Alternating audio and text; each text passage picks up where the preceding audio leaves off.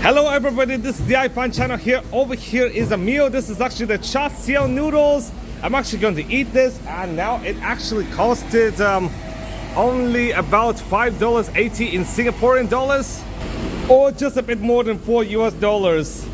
So why not, I'm just gonna eat this before I go to the Changi airport to actually fly all the way to Ho Chi Minh City in Vietnam. Yes, I visited Vietnam like last year, but I have not visited Vietnam for Tet since 2006, the year I emigrated.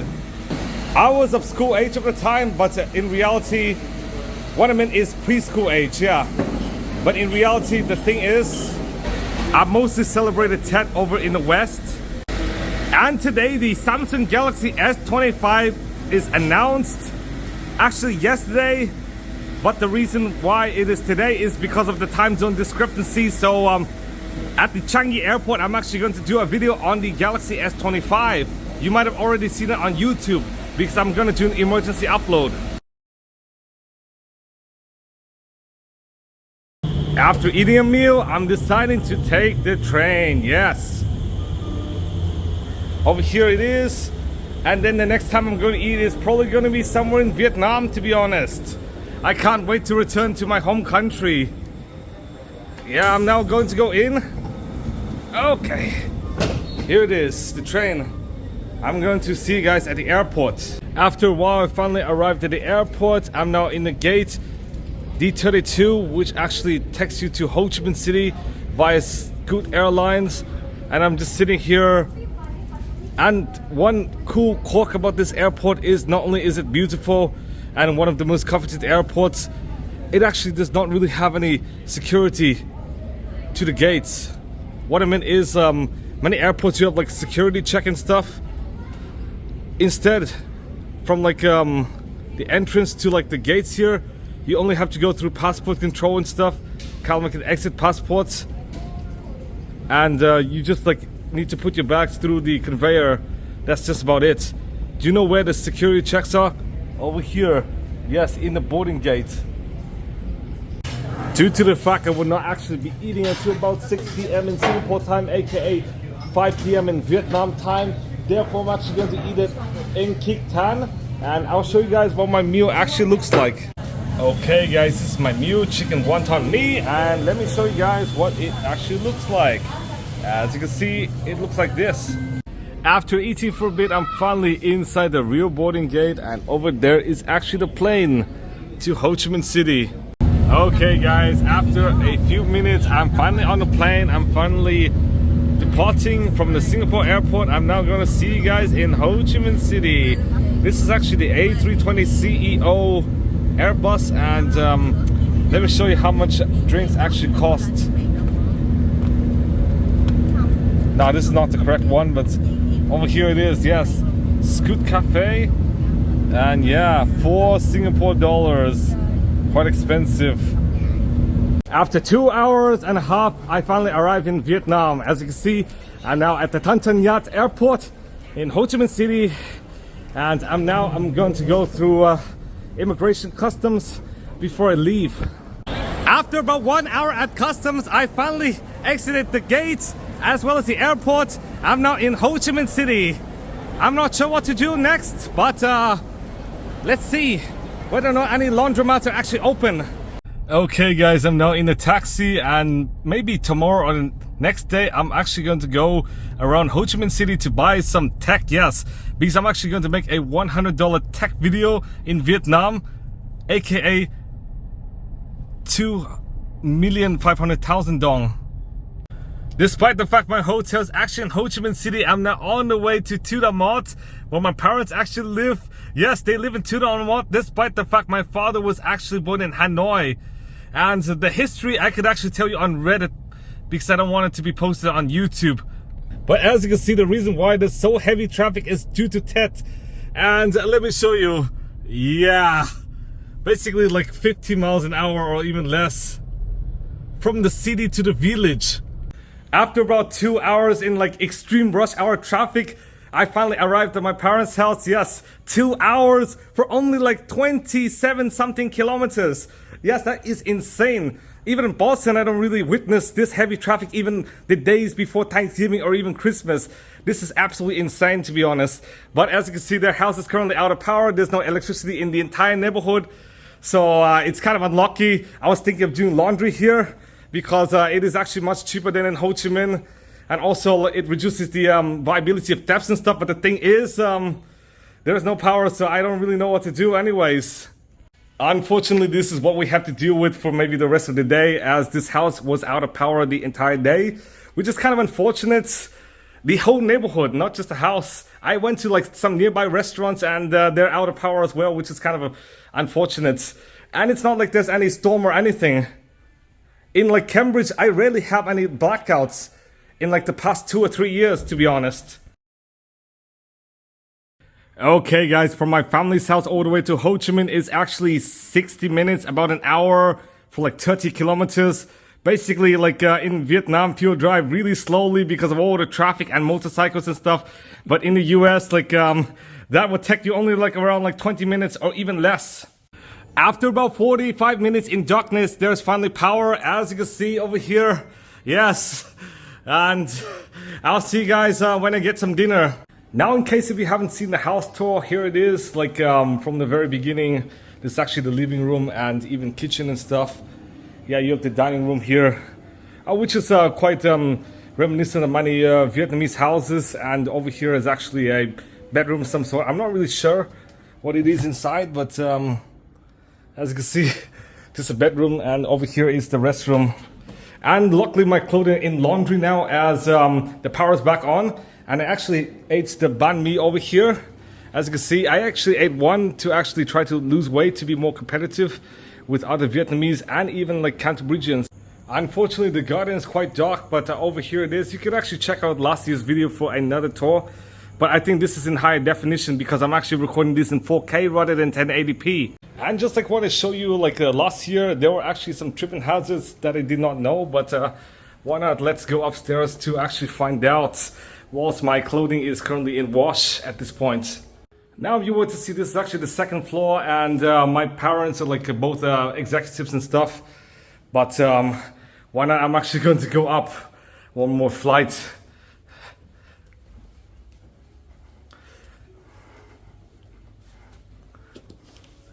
And over there, actually, the outhouse where my grandparents actually are, as they actually died like decades ago.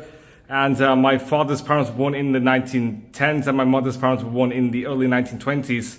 And over there is actually a balcony, but the door is actually locked. And if you were to go up here, it will actually take you all the way up to the attic. But I'm not going to go to the attic anytime. And these are just rooms instead, yeah. Over here. Yeah, I'm sorry if it's so dark. Okay guys, if you could see, these are actually my grandparents over here, yeah. Unfortunately, one of them actually died in like 1963 at around age 40, which is kind of unfortunately. That is actually my mother's mother.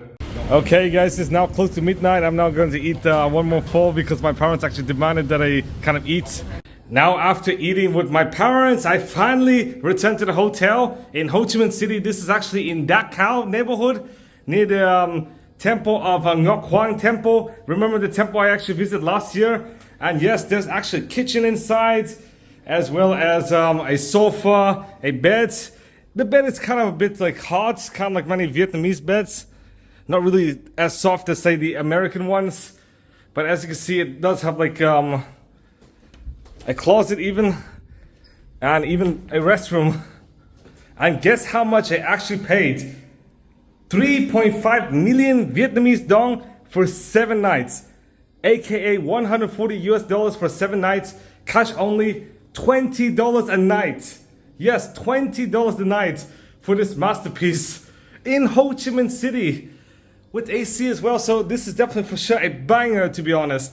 I'm actually gonna sleep here, and the reason why I do not sleep with my parents is because I do have an ambivalent relationship with them. And the reason why it is ambivalent is because of some things which actually happened against me. Actually, I did have a confrontation with one of my sisters though, like a few years ago. I'm not going to tell the whole story because it's going to be so long. And my video might get demonetized, but you could actually see on Reddit that I actually did have an altercation, which actually caused family relations to actually shaken a bit. So that's why I sleep in a hotel on my own. And here it is. I'll see you guys tomorrow. After night, I finally went outside.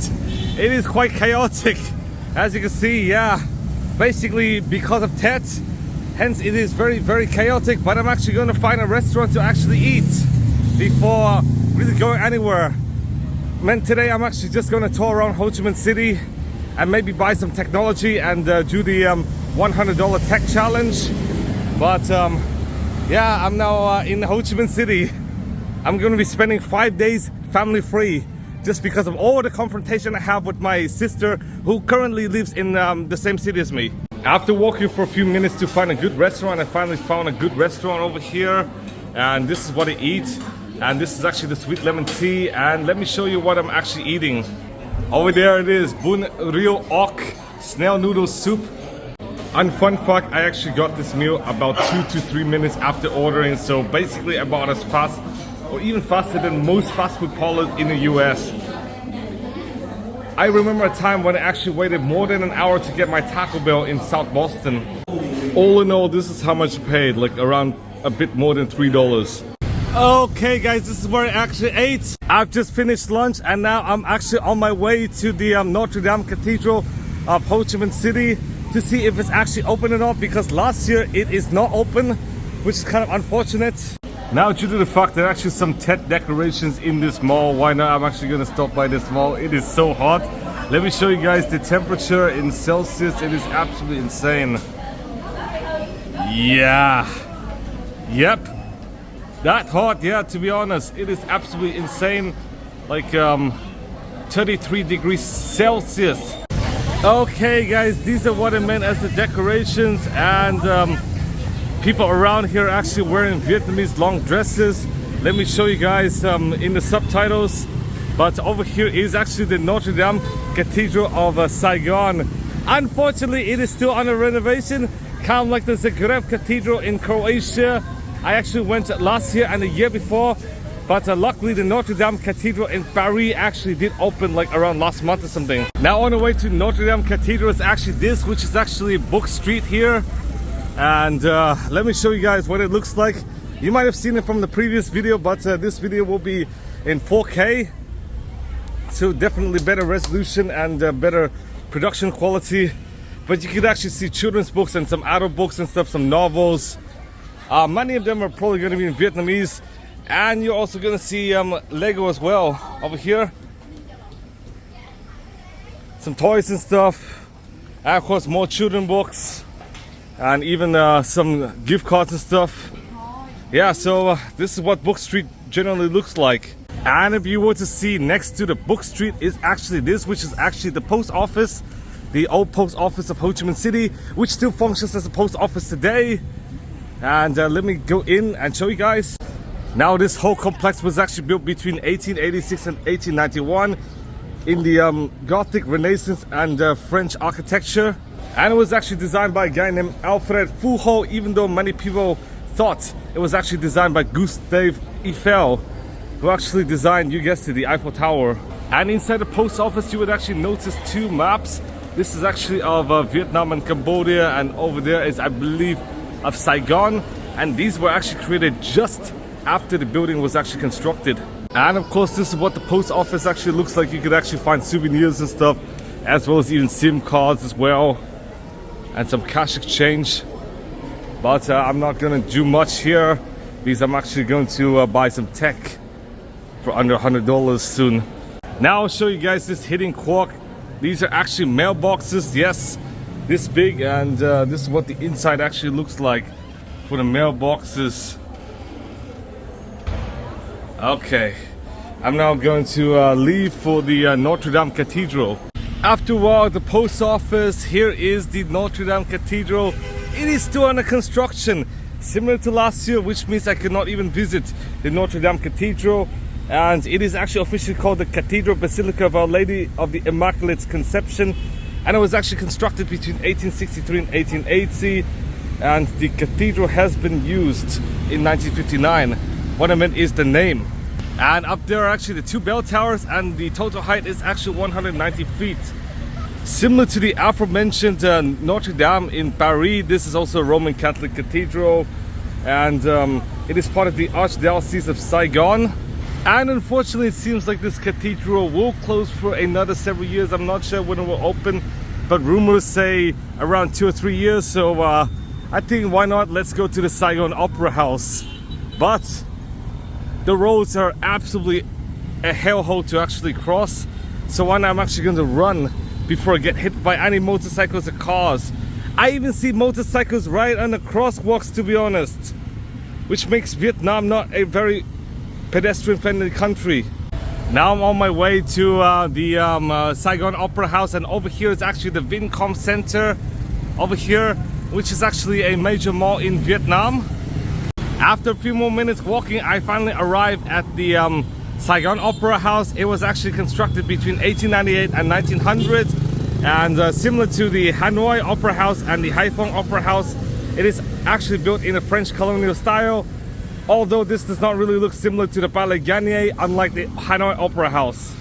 This whole opera house could actually seat 500 people, and between 1956 and 1967, this building actually served as a house of the Unicameral National Assembly, and subsequently, after 1967, it actually served as a seat of bicameral chambers, the lower house and the Senate of the upper house of the National Assembly of South Vietnam.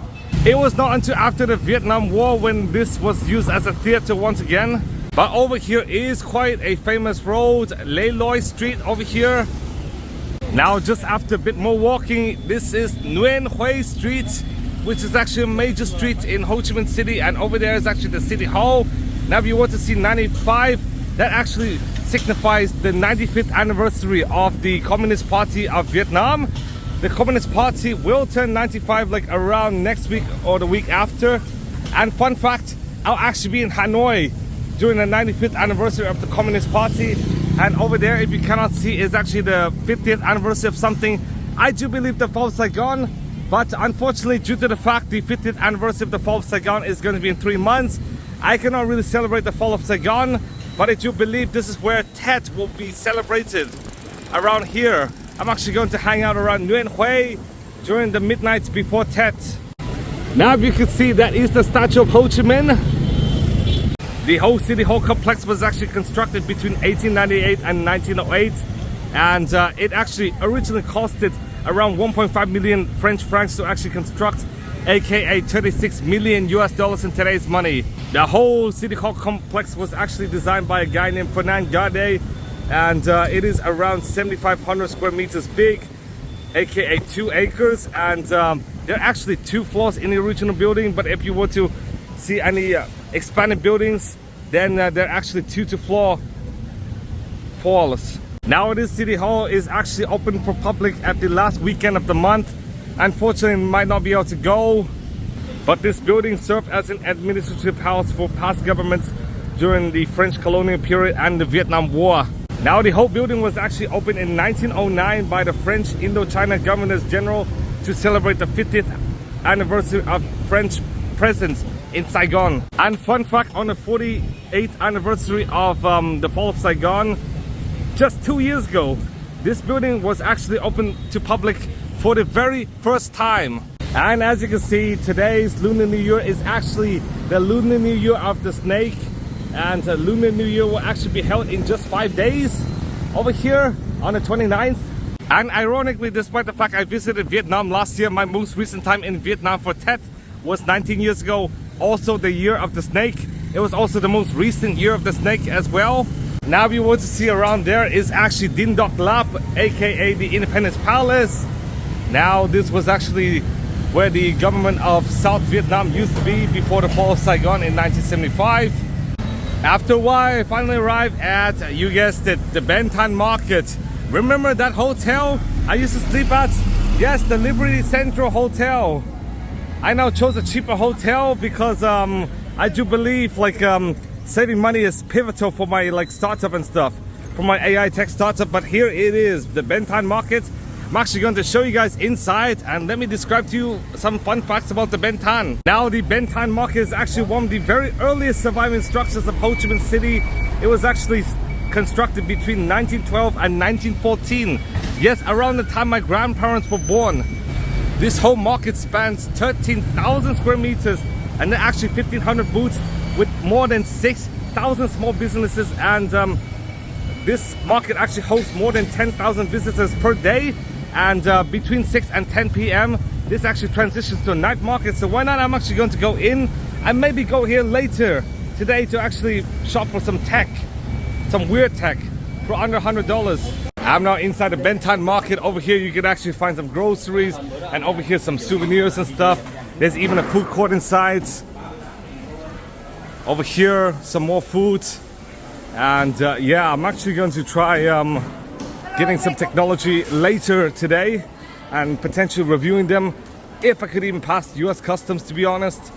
But you could actually get some banh mi and stuff for like literally everything is at this market. Some fruits and vegetables. Yeah. So why not? I'm actually going to go to the Ho Chi Minh City Metro for the very first time. Unfortunately, last year did not open. It only opened like last month. Yeah, at the very tail end of the year. So I did not really get to go to the Ho Chi Minh City Metro, but this time might be the very first. Over here it is, the main entrance of the Ben Thanh market. And why not? I'm actually going to take the Ho Chi Minh City Metro. Yes, the Ho Chi Minh City Metro, and see how it actually compares to transit systems in Europe, Asia, as well as the MBTA and MTA in New York City. I now finally arrived at the gate for the HCMC Metro. The very first time I'm here, and the very first time I was in Vietnam since it actually opened. But as you can see, this is what the stairs actually looks like. Okay guys, I'm currently in the metro station, and the metro station actually goes from Ben Thanh all the way to Thien, which is actually an amusement park. I'm actually going to go to Thien to actually find out how expensive the metro is. And unfortunately, there is only one line, I do believe so. I'm not really sure, but over here is the network. Well, many of these are actually proposed, to be honest, so who even knows if it would go all the way to Thu Dam Mot, my family's place, but I probably would not think so. But I'm actually going to go all the way there, to be honest, as I really don't have much to do, and I want to see how the metro actually works.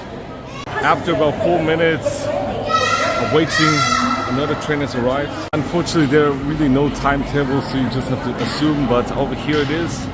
Now I'm entering the metro for the very first time in my life, despite the fact I was actually born in Vietnam like more than 2 decades ago.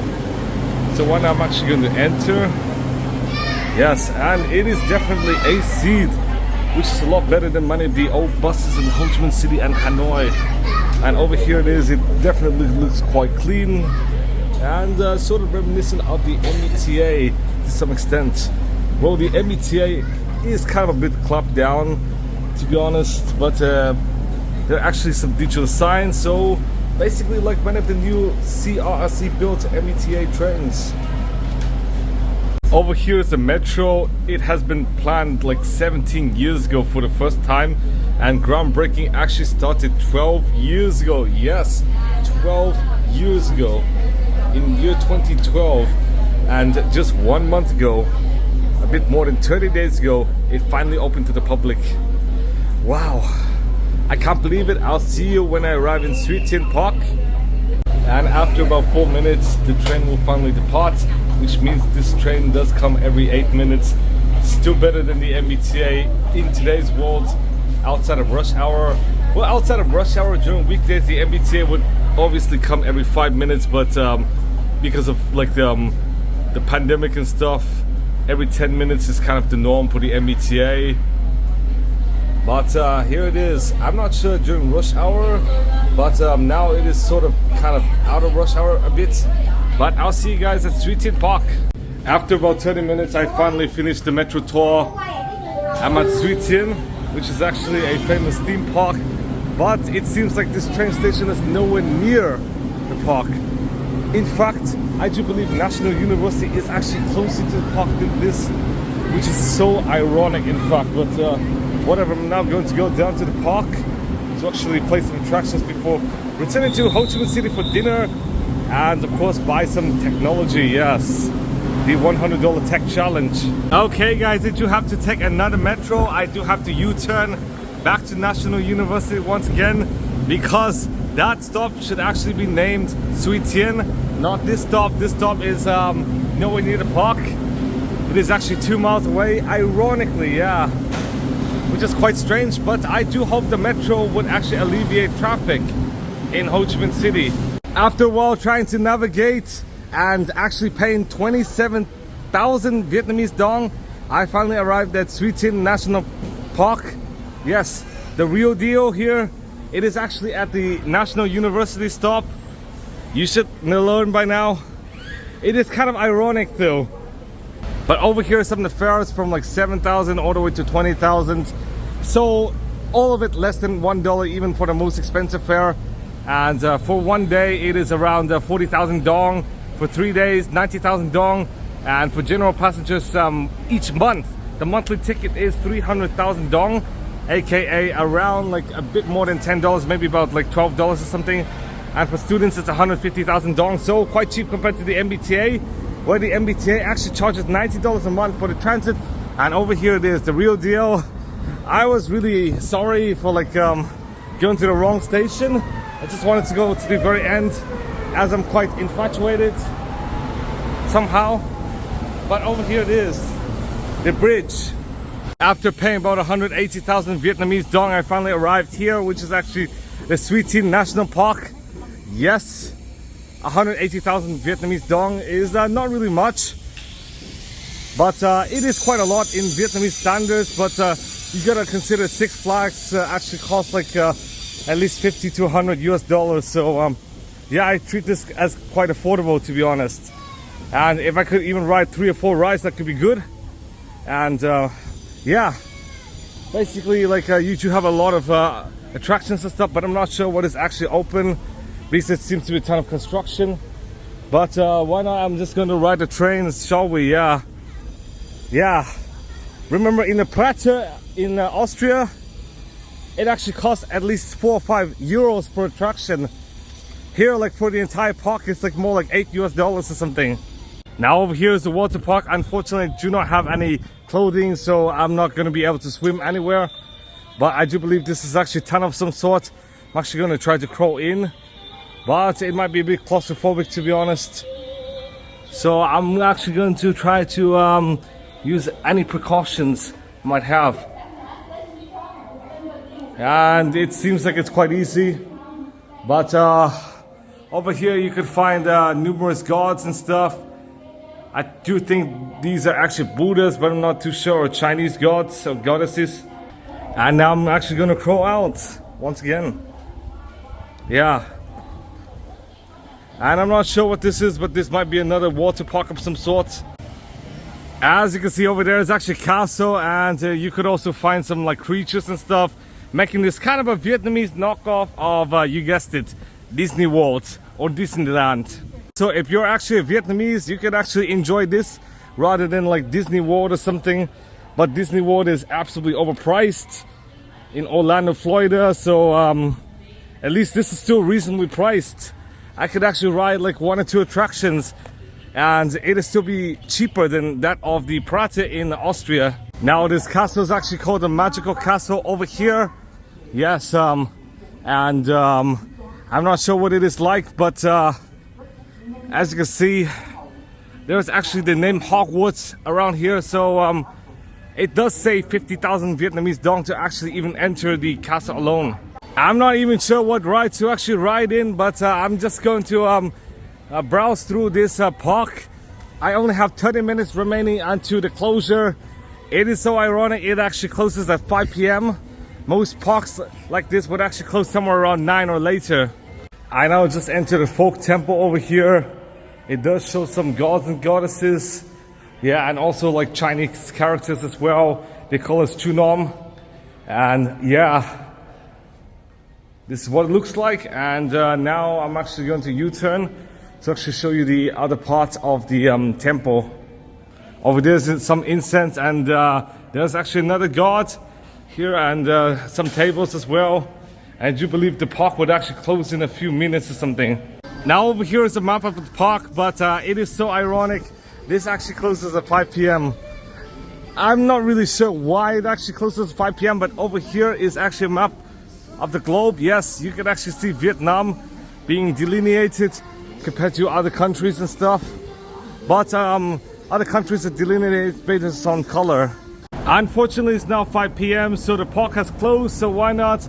I'm actually going to take the metro all the way to Ben Thanh, and then from Ben Thanh I'm actually going to go all the way to Binh Tay, where there is a Chinatown. Yes, remember last year I did go to one? Well, over there they do have a lot of tech, so I might be able to create my video, and I'll see you guys when I enter the train. And here it is, the metro, finally. It finally arrived. I'm now going to enter the metro. And yeah, the doors will open in a sec, momentarily.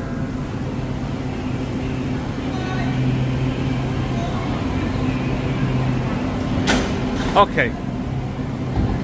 Sorry, I accidentally crossed the red line, but as you can see, we finally entered. Okay guys, I'm finally outside of the metro. I'm now going to Ben Thanh Market to look for some tech. So I'll see you guys at Ben Thanh. Okay guys, I'm now back at Ben Thanh Market. I'm actually going to see you guys at dinner because the tech will be a different video. Unfortunately, Ben Thanh Market does not have any technology, so why not? I'm actually going to go all the way to Cho Lon, where I can buy some technology for under $100. Yes. Basically, Mr. Who's the Boss and TechSmart actually did the same videos years ago, but I'm now on the bus. The bus actually costs 7,000 dong per person, which is ultra cheap, to be honest. Okay guys, I have a revelation. I am 1 million dong short, aka $40 short of doing the tech challenge. I do need at least 2.5 million dong, aka $100 to be able to do this challenge. I do have 1.5 million dong with me currently, but I do have at least another 7 to 8 million dong worth of cash inside my home at the hotel. So I'm actually going to return to the hotel, retrieve some of the cash, and then tomorrow I'm actually going to go shop for tech. And also the Binh Tay market actually closed, so unfortunately that is the case. So therefore I'm actually going to eat at a restaurant also in Chinatown over here. And after about 5 minutes my meal finally arrived here. As you can see, this is what my meal looks like. Hu Tiao Sao Hai San, which is actually noodles with seafood. And over here my bao, aka dumplings. Okay guys, I just left the Sick Dak Phuc restaurant. Yes, that's the restaurant I actually ate. And now I'm actually going to return to the hotel because I don't really have any money with me. After another night at the hotel, I finally arrived at Ho Chi Minh Center. Over there is actually the Independence Palace, aka Din Doc Lap. And yeah, I'm not sure if I would actually visit that place, but I actually visited the year prior. If you want to watch my unlisted vlogs, yes, you might be able to find out this building. But why not? I'm actually just gonna cross the road. There's some traffic, unfortunately, but I'll actually cross, yeah, once the light goes green. I now just returned to Ben Nghe street food, and over here I actually bought the fried egg banh mi, which actually only cost 50,000 Vietnamese dong. And I'm now thinking of buying egg rolls as well. After a few minutes I finally got my banh mi over here. This is what it looks like with eggs. I'm now actually going to eat, and then I might buy some egg rolls somewhere. I'm not sure where they sell, but I'm actually going to try to find out. I'm now bypassing through the Ben Thanh Market to actually cross through this McDonald's over here to actually eat more lunch. Yes, I want to try out Western food. I've not tried out it for at least, like, I do believe 10 days since I was in Turkey. So yeah, I'm actually going to try out American food. Unfortunately, this McDonald's over here actually closes, so I'm actually going to go to another McDonald's. After a few more minutes walking, I finally arrived at the new McDonald's over here, Pham Ngu Lao Street. And I'm actually going to eat something. Yeah, I really don't have much to do today. other than to buy technology for the tech challenge. And then tomorrow I'm thinking of going to Can Tho. Okay guys, I'm currently at the McDonald's, and over here you can actually see some combos and stuff, including the teriyaki sandwich, and you could actually find fried chicken as well, which does not exist in the US. Yes, McDonald's here acts kind of like a KFC, and you could also find BBQ and even rice, to be honest. And yes, rice only costs like 40,000 dong. Okay guys, I paid 130,000 dong for teriyaki sandwich. And here it is, the meal. I'm actually gonna wash my hands first before eating, so it could be more hygienic. Okay guys, I just left the McDonald's entirely, and over there is actually the Thai bin market over here. And it does sell some fruits and vegetables, but I do believe it's kind of a bit claustrophobic, especially with all these motorcycles and stuff. But yeah, this is a much smaller scale store than a Binh Tay or the Ben Thanh market or the Dong Xuan market in Hanoi. Over here you could find some meats as well, but why not? I'm actually going to exit this here because it kind of feels a bit contaminated in here a bit, as you can see, with a ton of litter. So I think I might just go out before I get like a foodborne poisoning or something. After a while I finally arrived at Bui Vien Street over here. I actually visited this street last year, but now this is actually another take on Bui Vien Street. Bui Vien Street has always been a haven for backpackers, even during the Vietnam War, before 1975, when journalists and stuff actually visit Bui Vien Street, which used to just be a regular street. And starting in the 90s, Bui Vien started becoming more like, say, European and American. And around 8 years ago, it actually officially opened to the public, which is quite recent. But there are actually a lot of stores and unfortunately a lot of tourist trap destinations in this street. So I'm actually going to go to GS25 so I can actually buy some more water. Here is some more of Bui Vien Street, and over here is actually a Vietnamese restaurant. The prices are at least reasonable, despite the fact there are actually some tourist traps around the area. But over here are some examples of Vietnamese food in the area, which does have an acceptable cost. But why not, let's see some more of Bui Vien before I go all the way down to Chinatown. At Bui Vien Street, not only do you see Vietnamese food, you also see like Western food as well, such as steak, seafood, pizza and pasta. And you also see some alcohol parlors as well. And you would also find hair salons as well as massage parlors. And even nightclubs and bars as well. After a while, I finally arrived at Cho Lon, and over there is actually the Cho Ray Hospital, which is actually the largest general hospital in all of Vietnam, not just Ho Chi Minh City. It is effectively the mass general hospital of Vietnam. Over here, you can actually see Cho Ray Hospital. Now, this hospital was actually built in 1900. It could actually fit 2,000 beds, and before 1957, it used to be called Hôpital Municipal de Cho Lon. The fun fact is my father is actually associated with this hospital in at least one way or another. But instead of going to Cho Ray Hospital, why not I just go around Cho Lon and actually buy some technology for under $100 US, aka 2.5 million Vietnamese dong. And I might go to Binh Tay. In the next video, you might not be able to see any of these two places in this video, as I'm actually going to delegate all of these two places for the next video. Okay, so now onto the hotel.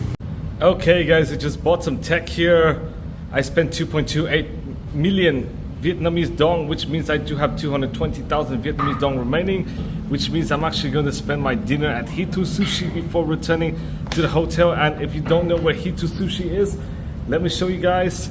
Yes, it is actually near the Sunrise home, and if you were to see, this is where the hotel actually is. So just like a 6-minute walk away. So I'll see you guys when I got my meal. Over here is my first sushi platter. And lastly, here is the Kaizen Donburi. And this is how much the meal cost. Good morning guys, it is the next day. I'm now going to go all the way down to the taxi to actually get to the Western bus terminal, of which I'll actually visit Can Tho. Yeah, I've not visited Can Tho for at least like a decade or something.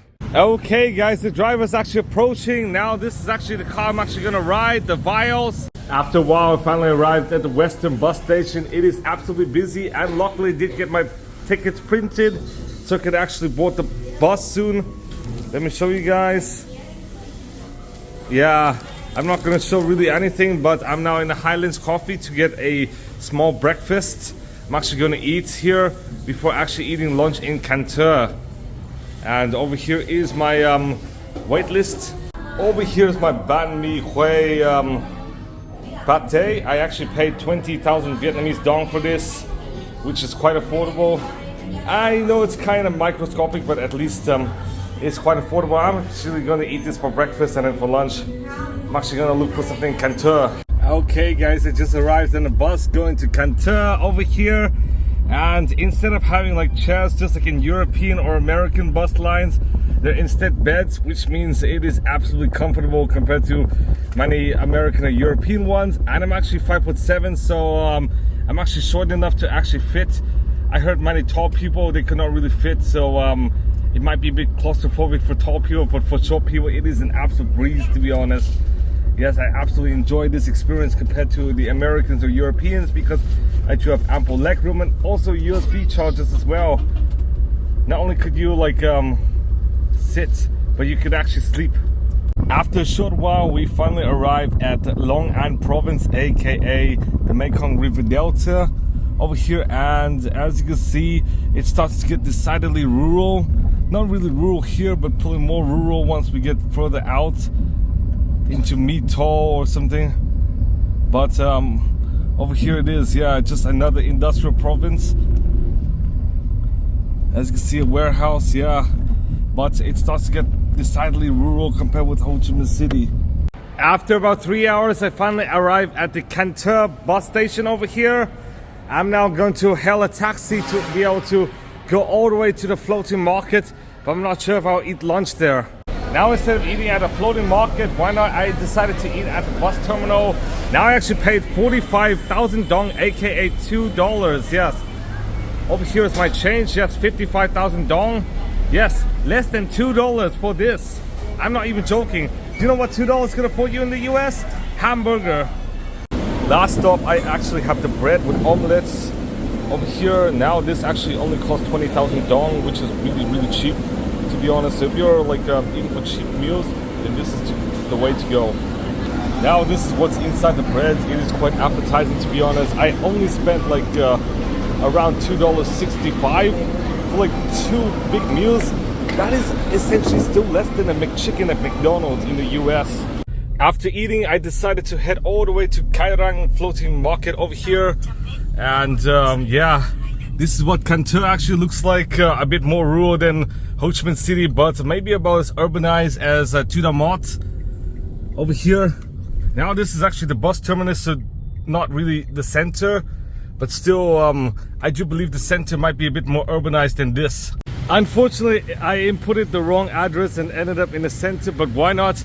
Let's enjoy the center of Can Tho before sometime in the next few hours when I finally have the opportunity to go all the way to the Kai Rang floating market. After a few minutes walking, I'm finally in the area of the Ong Temple. Yes, ONG, aka Mr. Temple. Yes, the temple of the guy. And over there is actually Ho Chi Minh, a statue of Ho Chi Minh, proving that Vietnam as a whole is actually unified from north to south. And Can Tho, I do believe, is kind of like the Vietnamese version of either Atlanta or like Dallas or something. Due to the fact Can Tho is a regional superpower in the Mekong Delta, kind of like Dallas and Atlanta being the regional superpowers of the southern United States. And over there is Halloween chicken, and as you can see, the food here is quite affordable, to be honest. Unfortunately, I couldn't really find any articles, but I do assume this is actually a folk temple of some sort based on its architecture. And I do see a lot of people wearing Vietnamese dresses, just like in Ho Chi Minh City. That is all because of Lunar New Year, but unfortunately there are no pictures allowed. Now I actually read a Vietnamese website, and this temple was originally called Quang Trieu Hoi Quan. Now the reason why I'm stopping by this temple is actually because this temple is actually near the Can Tho market, of which I'm actually going next. Now I'm very close to the Can Tho market. Over here is actually a park or garden, I believe so. And if you were to go south, you would actually find out that Ninh Kieu Wharf. Yeah, it looks quite serene, to be honest. Even though there are actually motorcycles around. But yeah, anyways, you see palm trees and stuff, and even more trees, yeah, and even a pavilion, to be honest. And of course you see boats as well. And I'm actually gonna climb up to the pavilion to actually enjoy a bit and sit down, but I'm scared I might get scammed or something, because there's a ton of street vendors and peddlers and stuff around this area. Now I finally arrived in Can Tho market, which is not a floating market, but still nonetheless a market reminiscent of other markets such as the Ben Thanh market or Binh Tay market or Dong Xuan market. But instead this market is slightly smaller than the other three, yeah. As you can see, yeah. Now they'll sell clothing and even food and stuff. There's even an indoor restaurant here.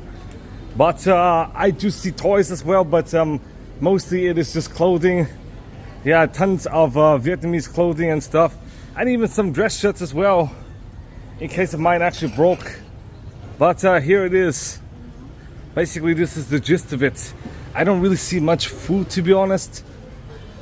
It's kind of ironic, but nonetheless I think all the food is actually at the Kai Rei floating market. I'm now outside of the Can Tho market. I'm not sure if this is part of the Can Tho market, but you could actually find food and stuff over here. 10 to 20,000 Vietnamese dong. Wow, it is quite affordable. 10,000 Vietnamese dong for like a sausage or something, or hot dog. That is extremely affordable, to be honest. But yeah, I do think even though this is a bit safer than Ho Chi Minh City, there's still tons of motorcycles around here, to be honest. So it's not as walker friendly as say many European streets where they do ban cars altogether. It's even more dangerous than downtown crossing in Boston. But anyways, you do have a myriad of food options and even tattoo parlors, as well as some souvenir shops. And this is what the exterior facade of the Can Tho market actually looks like. Quite reminiscent of other markets in Vietnam.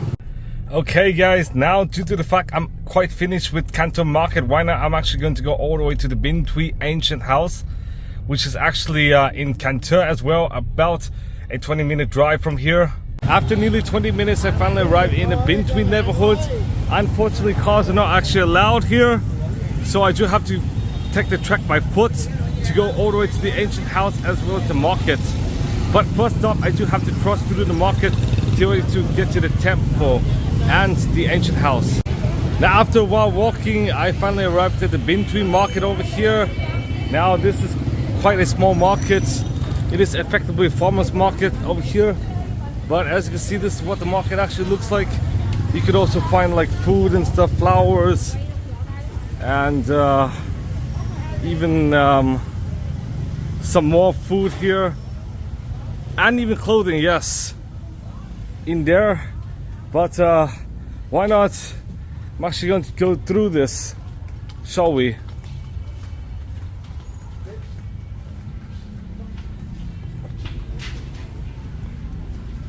And yeah, this is effectively the market. Clothing. Definitely bigger than the Can Tho market in my opinion, but in my opinion also a bit lower scale as well. Now after a perilous walk through all the block crosswalks, motorcycles and stuff, I finally arrived here, which is actually the Binh Duong ancient house.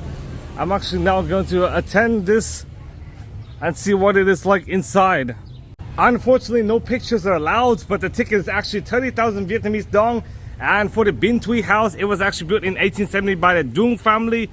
Yes, the D-U-O-N-G, Duong, as they pronounce it in Vietnamese, but let's say Duong because we're actually Westerners.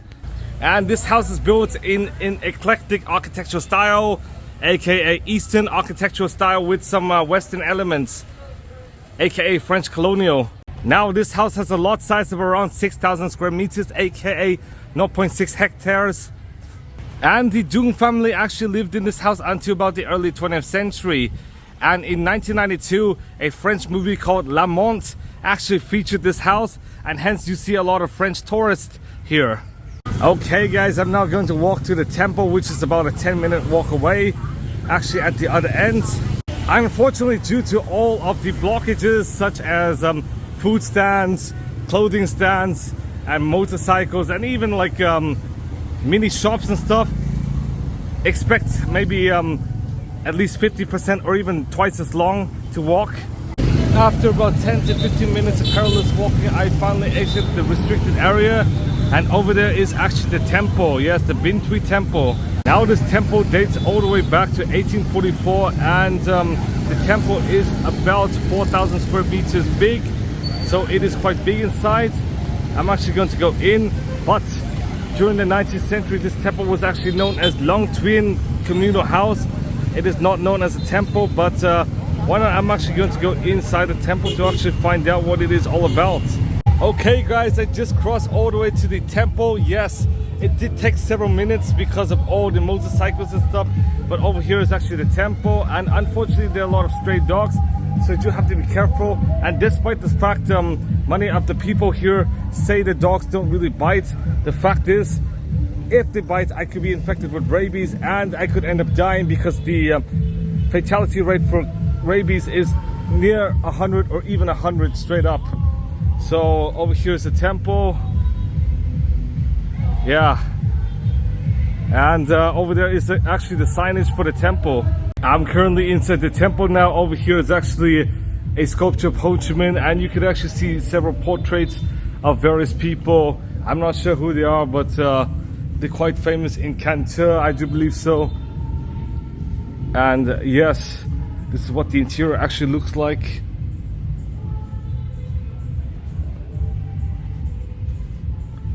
And some people do actually attend the temple. Over here is actually Nguyen Trung Truk. And over here are some species, including some tigers and stuff.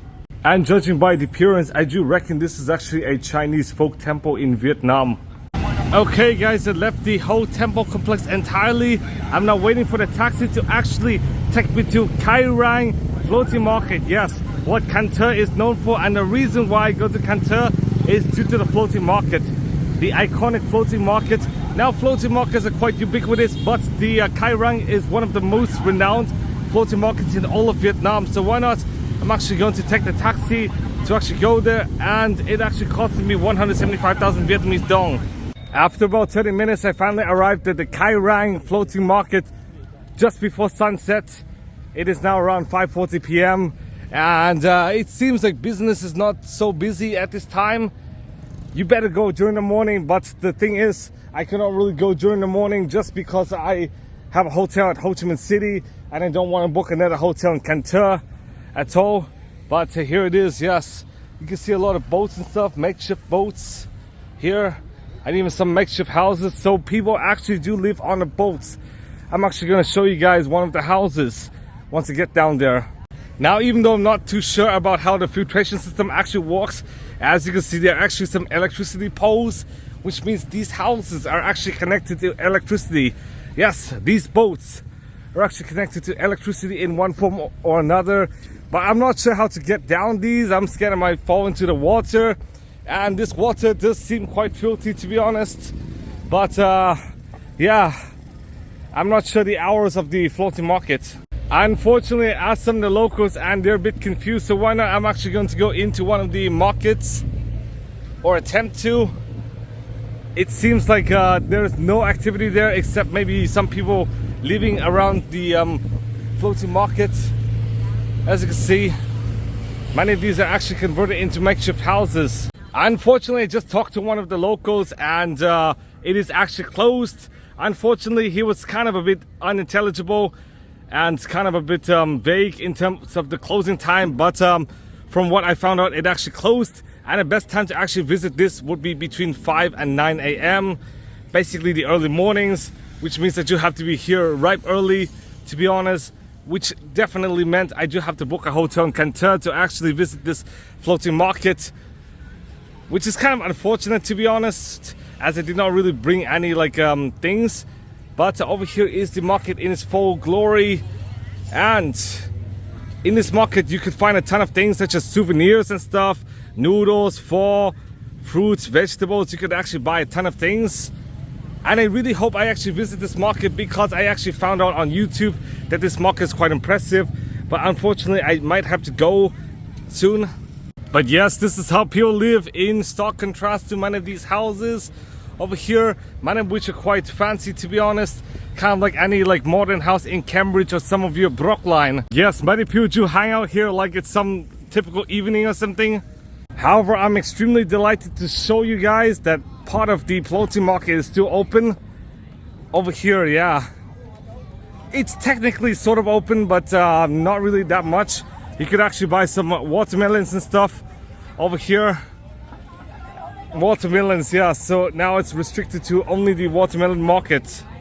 Due to the fact it's now dark, why not? I'm actually gonna take a taxi to actually get to the bus station, and then I'm actually gonna take the bus all the way to Ho Chi Minh City once again.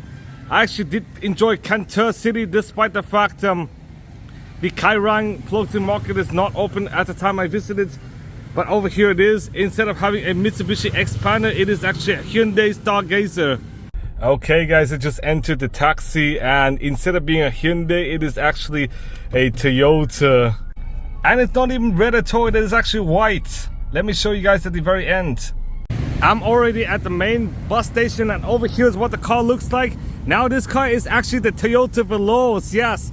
A totally different car. Now, due to the fact I booked for the 8 o'clock p.m. bus, and the bus actually arrives in about 1 hour, therefore I'm actually going to eat at the same restaurant as I did this afternoon, but instead I'm actually going to try miso ball over there. And from what it reads, I do believe it is actually some beef noodles or something. Okay guys, here is actually the miso ball over here. And to top it all up, here is the banh mi cha loa over here. I paid around 20,000 Vietnamese dong for this, just like the previous banh mi where there's actually egg omelets and stuff. After an hour waiting, here is the bus, the Tan Bui bus from Can Tho to Ho Chi Minh City, the same bus I actually took this morning. And now here's my seat. I now sit in the front row over here, and this is actually the outside. You might not really see well, but over here is actually the driver, so why not? I'm actually going to sleep for a bit before I return to the hotel. Now, due to the fact the main bus only goes up to like this bus station, yes, I do have to transfer to this van to actually go all the way to District 5, which is actually closer. And luckily this is actually a free transfer, so I'll see you guys in District 5 once I get my taxi. After a while, I finally arrived at the Tan Bui office, which is actually the main office in District 5. I'm now waiting for a taxi because unfortunately the bus service is not available at this time, so I could not really take any bus. And walking will be around 1 hour 10 minutes, which is quite long, so I'm actually going to take a taxi. After a few minutes waiting, I finally arrived inside a Grab, which is actually a Kia Morning. Yes, a really small car, basically comparable with the Chevy Spark and stuff. Now, after a short Grab ride, I finally arrived at my hotel and already took a shower. And so why not? I'm actually going to sleep, and then for the next 2 days I'm actually going to stay in Ho Chi Minh City and celebrate Tet before actually going to Thu Don Mot to celebrate with my parents on the official Tet day, which is actually in 3 days. Okay guys, I did spend a night at a hotel. I'm now doing the laundry at the hotel, the laundry service, and why not? I'm actually going to go outside to actually get some lunch, yes, before enjoying Tet in Ho Chi Minh City and possibly going to a few churches and temples I've not visited last year. Now, before going to lunch, let me show you guys a hallmark feature of Tet, and that is actually flowers. As you can see, there are a ton of flowers on sale and even on display over here. And there are actually two different types of flowers for the north and for the south. In the south, they actually grow like yellow apricot flowers, whilst in the north, they actually grow peach blossom flowers. And over here, you would also find out the ubiquitous lantern for New Year. And if you were to walk a while, you would actually find this, which is actually the box. I do believe this is where the Tet Festival actually is. And I'll actually visit this like after lunch because I am hungry and I do have to eat. And if you want to see the location, it is actually somewhere around here near the Book Street. So, Hotel des Arts, Saigon. And why not? I'm actually going to look for some food. I'm not sure if I'll eat in Paris Baguette or not, as there is actually two Paris Baguettes, one in Cambridge and the other in Quincy. Okay guys, for lunch I'm actually going to eat at Sushi Way over here in Ho Chi Minh City, and for dinner maybe I'll try some Vietnamese food. And over here is actually teriyaki sushi, and over there is actually the beef stew rice. So right now I'm actually gonna eat, and then I'm actually going to go out to the Tet Festival. Overall, I paid this much for the sushi as well as the stewed beef rice. I just came out into civilization, and over here is actually the Tet Festival. You could actually see some lisi, which is actually the red envelopes and stuff. And you could also see some murals and posters and stuff over here. I'm not really sure how much these paintings actually cost, but over here even more paintings and artwork. I'm now inside the box, and not only would you actually see some like furniture and a makeshift room, you would also see clothing for sale over here. Now these are actually regular clothing, more regular clothing, and some Vietnamese traditional clothing. The box also sells jewelry as well, and even more and more clothing over here, as you can see. And over there is actually the yellow apricot flowers for southern Vietnam. There is even a kiosk known for perfume as well as watches. None of these are actually smart watches from what I could tell. Definitely no watch OS or like Android Wear. You could even buy phone cases at this kiosk. And I do believe this is actually some Vietnamese New Year music actually playing around here. And this is actually the box concept. You could actually sit here to get some photographs. And you could even buy some candy as well as some bubble tea. Even some legit food, of which I might eat later, to be honest. Now over here is the action figures kiosk. And you could also buy a chance to actually win one of these pets over here. Definitely no real pets, just stuffed toys. Okay guys, I'm actually gonna enjoy a bit more before I actually leave. Now I'm on the other section where it actually shows yellow apricot flowers as well as even more flowers over here. So the first section was actually to sell like stuff, but over here you could actually see a lot of flowers and even photograph opportunities as well. So why not, I'm actually just going to go around here to show you guys. And yes, that is actually one of the houses for Tet. I actually saw it on VN Express. Now I'm actually going to climb up to the house, but first off, let me show you guys. As you can see, you could actually rent a Vietnamese dress just for photo shoots and stuff. Now over here is actually just a small shed. At least this small shed still offers a refreshing shade compared to being outside where it is absolutely hot. And now I'm finally inside the full-size house over here. Oh, this is not a door, but why not? I'd actually go straight because oh, still not a door. Unfortunately, you cannot really go inside this house. This house is mostly for photo shoots and stuff. Now, despite the fact this is actually a Suzuki MPV, over there is actually the VW bus. Now, if you guys don't know, this is actually a Type 2 VW bus. And if you don't even know, VW actually released the ID Buzz for the US market this year. Now the ID Buzz is actually the electric variant of the iconic VW bus. Okay guys, why not? I'm actually going to go in and show you guys what the VW bus inside actually looks like. Oh my goodness. Yeah. Just like any old bus, but it does include stuff in the back. I'm not gonna drive it anyways, but unfortunately you do have crank windows over here. Kind of like any classic car.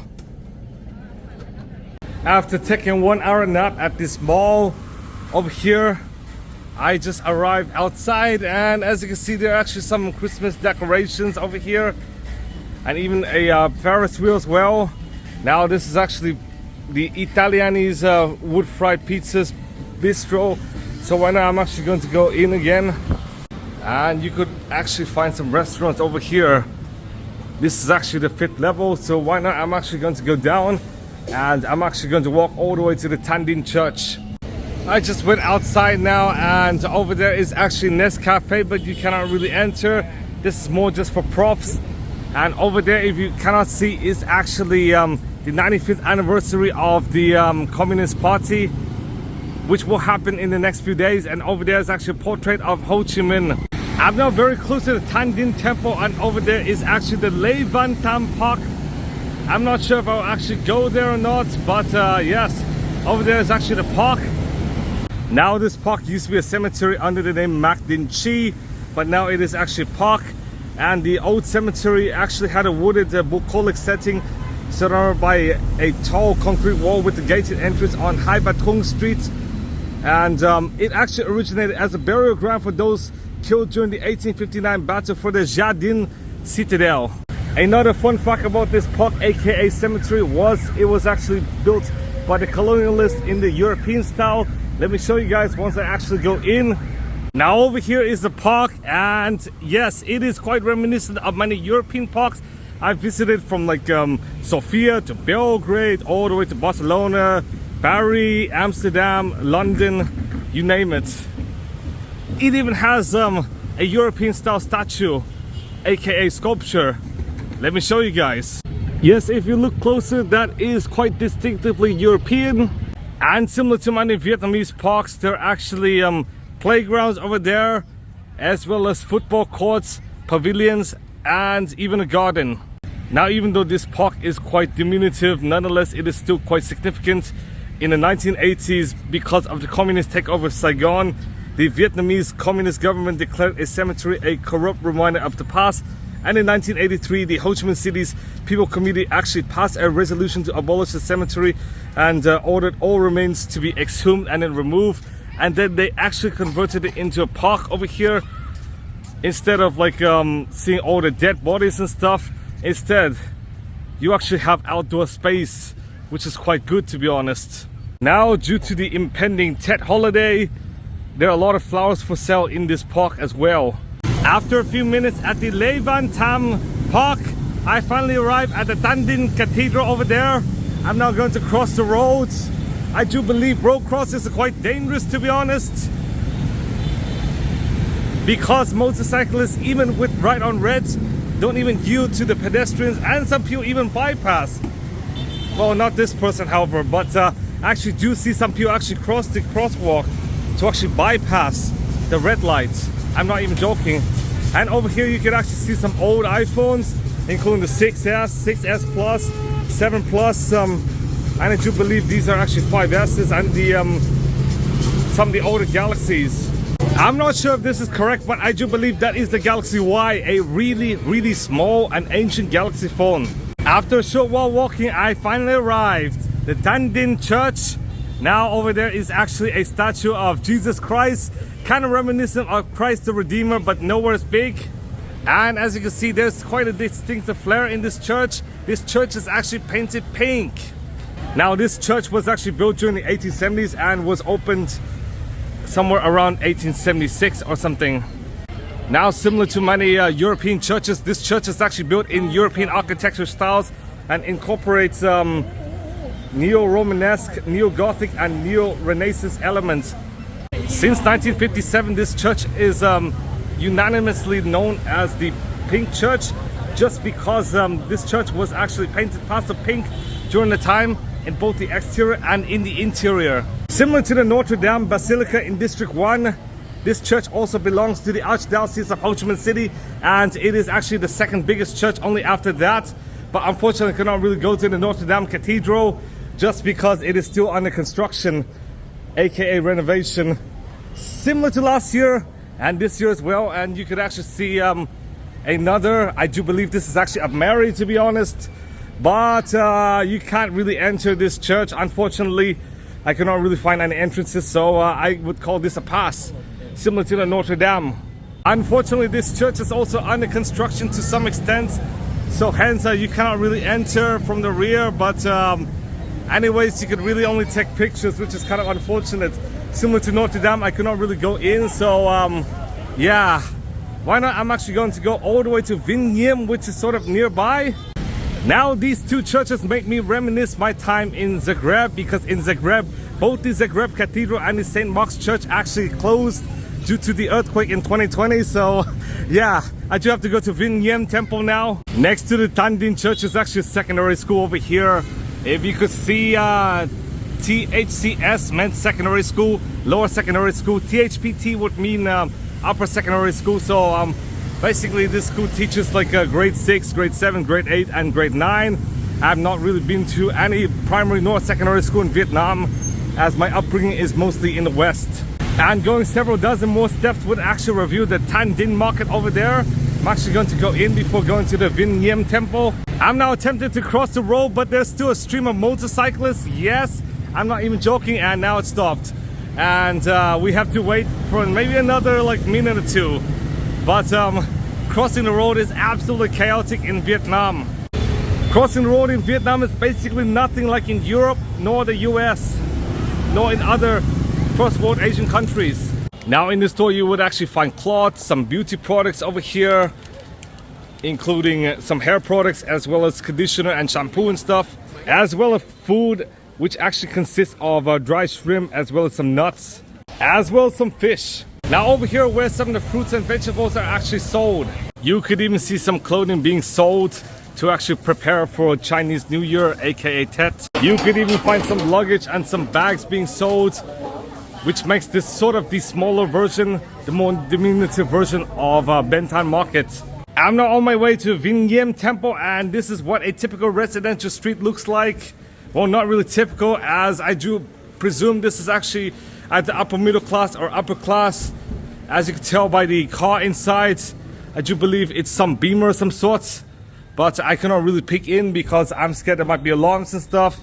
But yes, over here is a typical like upper middle class, upper class streets, but still there are no crosswalks, and you run the risk of being hit by motorcycles if you don't check. Now if you could tell, there are 4 words in Happy New Year, Chúc Mừng Năm Mới, over there. And actually the full name for Tet is Tet Nguyen Dan. Now over here is a typical house in Ho Chi Minh City, and now I'm actually in a residential street, or even village to be honest, because it does seem quite quaint. And yes, many doors are actually open, which is kind of like crazy in the West, but in Vietnam people typically open their doors during the daytime, and I'm scared this dog might actually chase me. After a while navigating through the maze, I finally arrived in the main street, the same street where the Vinh Nghiem Temple actually is, and I'll see you guys when I'm at the Vinh Nghiem Temple. After crossing through this perilous intersection, as you can see with all these motorcycles and cars, I finally arrived in the side of the road where the Vinh Nghiem Temple actually is. Over there is actually the Quang Duc Monastery, so quite a different monastery, but over there, if you could see, is actually the Vinh Nghiem Temple. I finally arrived at the Vinh Nghiem Pagoda, and this pagoda is quite big, with an estimated lot size of around 6,000 square meters. Unfortunately, there's actually a funeral going on, so I'm not really sure if I could actually go inside the temple or not. And yes, over there is actually the obituary, and in Vietnamese, if you actually turn like X age, your age gets added by 1, so hence this lady is actually 81 years old instead of 80 years old. Now this pagoda was actually the first pagoda in Vietnam to be built in Vietnamese traditional architecture style, but with concrete. And over there is actually the stupa, which is about 40 meters high. And this pagoda actually houses and worships 1 Buddha and 2 Bodhisattvas, Gautama Buddha, Manjusri, Samantabhadra. And funny thing is, this Vinh Nghiem Pagoda was actually constructed somewhere around 1964 because 2 monks, Thich Tam Giac and Thich Tan Kim, actually came from the north all the way to the south to actually spread Buddhism and actually started the construction. So hence, this is quite a modern pagoda. Now over here is actually the Vinh Nghiem Temple. You could actually see the Buddha as well as some smaller figures, and over there it actually shows 2 ladies, I presume so, and this is actually the main character because she actually died like maybe about last week or maybe several days ago or something, and hence her funeral is actually today. Now fortunately I did find the correct entrance to the temple over here, and this is what the temple actually looks like. Yes, finally I found the correct entrance, and you could actually see a lot more tourists here. Now you could actually see a statue of Buddha over here, and if you were to go in, let me show you guys what it is inside. I was very sorry for going inside a funeral and actually disrupting it. Now over there is a gate, and over there is actually the stupa. Now I'm actually going to go in, but first I do need to take my shoes off to be able to get into this temple complex over here. Yeah, and over here is what the temple actually looks like.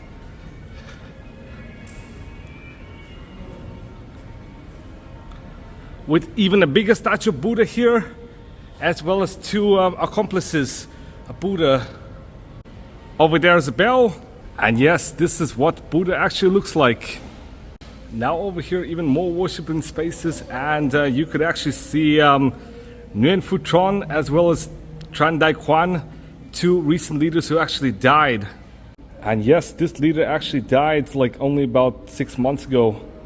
You could also find numerous dead leaders as well as dead regular civilians over here. Now over here, just pictures of various random dead people. I've just left the temple, but still I'm in the temple complex, and over here is actually a tea shop. Now this thing looks much more luxurious inside and posh than the rest of the temple, as you can see, with a more modern style. And based on what I assume, these are actually the apartment for the monks. I've now just entered the rear of the temple, and over here is one of the other buildings in the temple. Here you could actually burn papers and stuff. Yes, I actually do see some money burning somehow, but I'm not too sure. And if you were to go up, it actually displays some urns and stuff of all the dead people. And if you don't know, cremation is quite popular in Vietnam. Now fortunately, I do not really see any stray dogs. Over there is actually a stray cat. And over there, if you cannot tell, is actually a vegan restaurant. Yes, as you guys know, many Buddhists are actually vegan or heavily inclined towards veganism. So therefore, there are actually a lot of vegan restaurants near the Buddhist temples, and over here is actually one. Due to the fact my clothing is most likely finished, therefore I'm actually going to book a Grab, even though this hotel is actually a 30-minute walk from the Vinh Nghiem. And over here it is, VinFast VF5. Yes, the second time I got to ride on a VinFast VF5. So what I'm actually going to wait for him, and then I'm going to return to the hotel, put my clothing up to dry, and then enjoy some dinner at Tet. Now in here is actually the interior of the VF5. Now the smaller VF3 would actually have 2 doors, and the VF5, funny thing enough, does have a gauge cluster, unlike that of the VF8 and VF9, the two bigger siblings, which don't have any instrument cluster, which is kind of the opposite of Tesla, as the Tesla Model 3 and Model Y don't have an instrument cluster, whilst the bigger Model S and Model X and Cybertruck actually do have the instrument cluster. Sorry, the Cybertruck doesn't have an instrument cluster.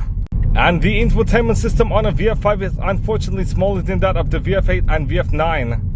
Okay guys, after about 2 minutes at the hotel, I decided to walk out again to the same Tet festival over there. And over there is actually the sushi way. I actually ate there this afternoon. Now why not, I'm actually gonna try out some Vietnamese food.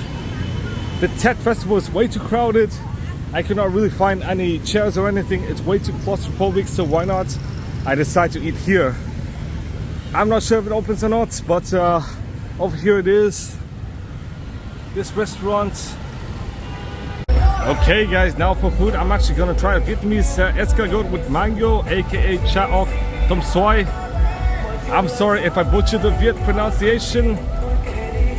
As you guys know, despite the fact I was born in Vietnam, I actually lived abroad for at least 19 years, so therefore my Vietnamese knowledge is kind of a bit less.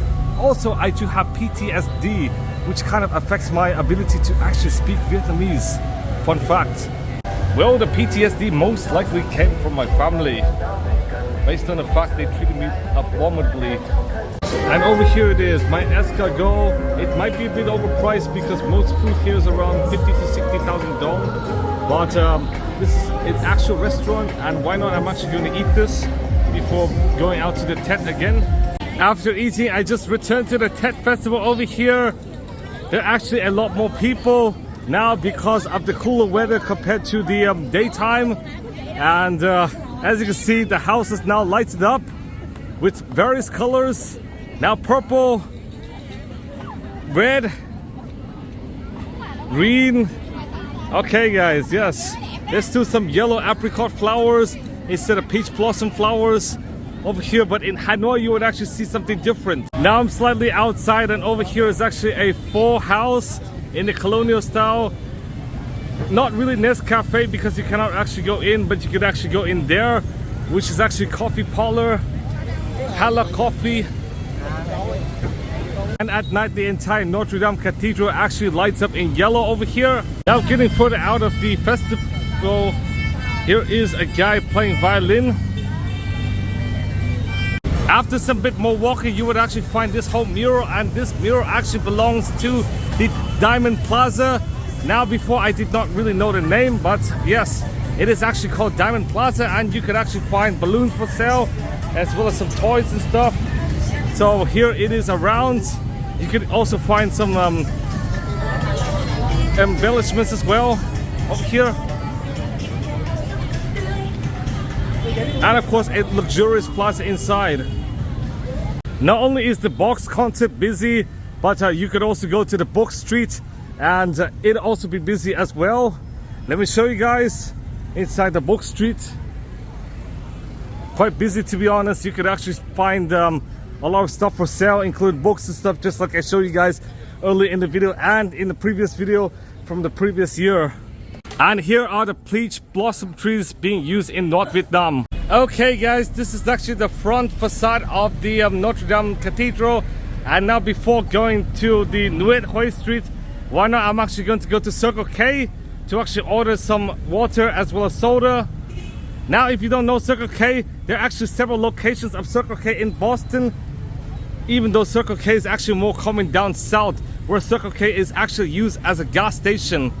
I'm now close to the vicinity of Nguyen Hue Street, and why not, I'm actually going to go to the shopping mall at the Vincom Center in Ho Chi Minh City. So why not, I'll see you guys there. I'm inside the Vincom Center, and let me show you guys this store. You might remember me visiting this Sony store exactly 1 year ago. And over here are actually cameras and stuff. Here are some speakers, headphones, more speakers, more headphones and stuff. And you would also find out one of these mirrorless cameras over here, the A7 series, and even a replica of the Notre Dame Cathedral in Ho Chi Minh City, which, as you might know, is still under renovation. Some more cameras and stuff, and of course these are actually Xperia phones. Now, Sony actually unveiled the Xperia 1.6.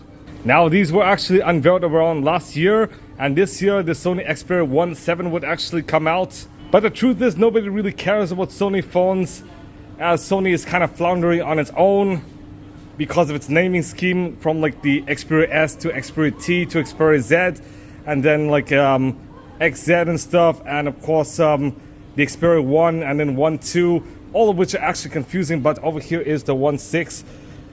Now, the beginning of last year, when I actually most recently went to the store, there was only the Xperia 1.5, but over here it is.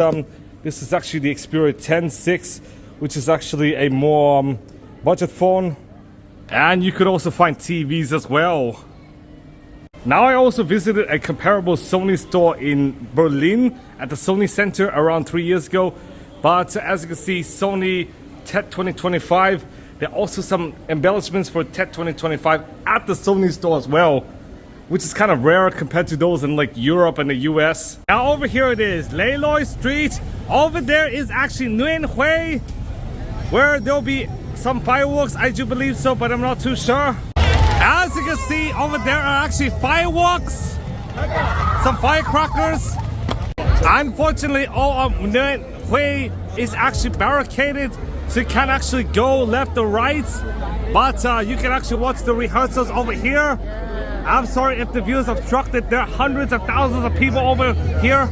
Now, unfortunately, all of District 1 is extremely crowded, all the way from the festivity near the Diamond Plaza to here in Nguyen Hue. It is extremely crowded and claustrophobic, and I really can't see anything, but I do believe there's actually some like rock and roll or pop music going on. Now, over there is actually some Vietnamese pop. Now, luckily, if you could actually see, over there is actually a screen, so you could actually see the event far better than before. Over here, yes. Now, over there, if you can't see, is actually the City Hall. Now, if you want to see, over there is actually an American singer. Now, Nguyen Hue Street is open to the public once again over here, but still it is extremely crowded. Now, inside Nguyen Hue Street, despite the fact this is restricted space, you could actually find out some embellishments and decorations over here. There are basically a lot of decorations around, but unfortunately I could not enter because the entrance is actually barricaded and restricted for only maybe the elite, who knows. Actually, I'm lying. it actually opens just a few seconds ago. Now I'm finally in. As you can see, this is what the center actually looks like with all the decorations. And you could find various flowers, including the iconic and ubiquitous yellow apricot flowers. Now you can actually see two snake sculptures over here, and 1975 actually symbolizes the fall of Saigon. Yes, despite the fact the year of the snake most recently happened in 2013 as well as 2001 and 1989. Now, as you guys all know, the animals go through a 12-year cycle, but the truth is, despite the fact the animals go through a 12-year cycle, the atomic cycle actually is around 19 years, which meant the last Lunar New Year on this exact day was in 2006. Unfortunately, leaving the festivity would essentially be impossible, and I might suffocate whilst walking just because it is extremely crowded and claustrophobic inside.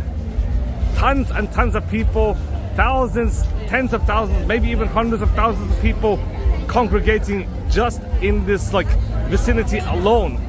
I'm now at the other end, and this kind of reminds me of Times Square, and over there is Times Square. I'm not even joking. With all the advertisements, even without the Times Square moniker, I would still believe this is sort of like Ho Chi Minh City's Times Square.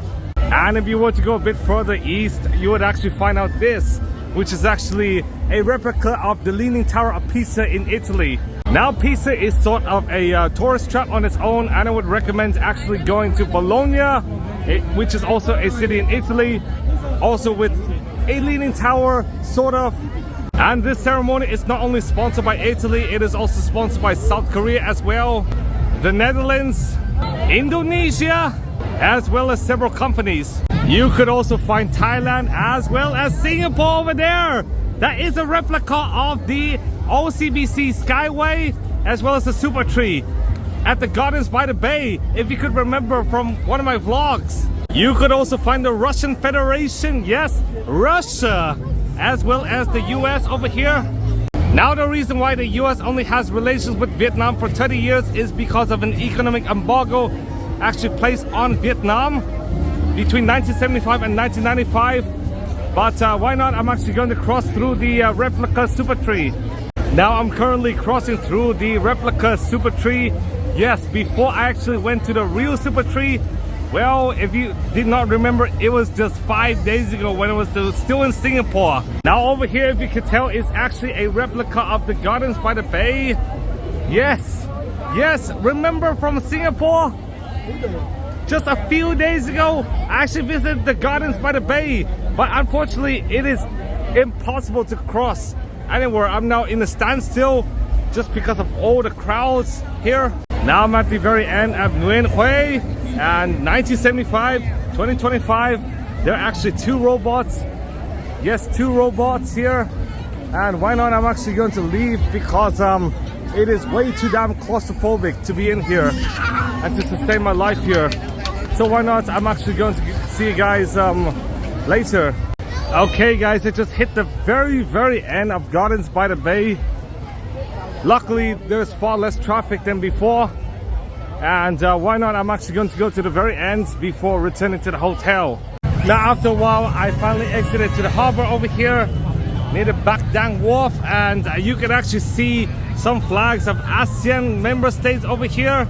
Now, due to the fact that the hotel is a 40-minute walk away, why not I'd use Grab, even though Grab actually costs double what it should because of all the business around here. So instead of costing like 50,000, it actually costs 90,000 dong, so nearly $4. And that, my friends, is an example of surge pricing. Okay guys, I'm now in the taxi. I'm now gonna see you guys at the hotel. Okay guys, after about 10 minutes on a taxi, I finally arrived at my hotel. I also already took a shower and my clothing is finally dry, so why not? I'm just gonna sleep and then I'll see you guys tomorrow. After sleeping one more night at the hotel, today is the very last day of the Lunar Year, and tomorrow will be Lunar New Year, and Coincidentally enough, today is also my last full day in Ho Chi Minh City because tomorrow I'm actually going to visit my family in Thu Dam Mot, and then the next day on the 30th I'm actually going to take a train from Ho Chi Minh City all the way to Hoi An, where I'll be spending my time in Hoi An and Da Nang, and then afterwards I'm actually going to go all the way up to Hanoi. So we're close to the end of the trip now, and why not? I'm actually going to go out and see you guys later. Now after a while I decided to eat at Hoang over here, which is actually a luxurious restaurant in District 1 of Ho Chi Minh City. Now food here will be over $10. I'll show you guys, like I'm actually going to buy the egg rolls. Over here you could actually see, and these would actually amount to $10 or more. Okay guys, over here, two of my meals: Vietnamese pancake, which I did not really try out during the previous trip because I did not have time or the opportunity to. And of course the famous spring rolls. I'll show you guys later. Over here are the egg rolls, and over here's my Vietnamese pancakes. I just finished eating, and over there is actually the Turtle Lake, which is officially known as the International Square, and there's actually a four-way intersection over here. Now this Turtle Lake actually creates a roundabout, and the four-way roundabout actually consists of three different streets: Pham Ngoc Thach, Tran Khao Van, and Vo Van Tan streets. Now you can actually see a monument over there, and that is actually a modernist monument. It was actually designed by architect Nguyen Thi and was actually unveiled in 1969 during the Vietnam War. Now before this modernist monument was actually built, there was actually a water tower which was built in 1878 by the French. Then in 1921 it was actually replaced by small lake and monument, and as of today it is very popular, with a ton of tourists over there, as well as people just congregating around the area. I'm not sure if many of these people are actually tourists or if they're locals, but it seemed like they're all Vietnamese, to be honest, from a distance. Here is the Turtle Lake in closer view over here, and you could actually see a modernist monument, and you could actually climb up to the pavilion over there. So one, I'm actually going to climb up to the pavilion to show you guys what the lake is like. Now over here is the Turtle Lake in its full glory. I'm actually at the top of the pavilion now. Unfortunately you cannot really climb to the tower, but this tower is kind of reminiscent of the OCBC Skyway, aka Super Tree. And over there is actually a boat. You could actually see some lily pads and stuff, as well as even some plants.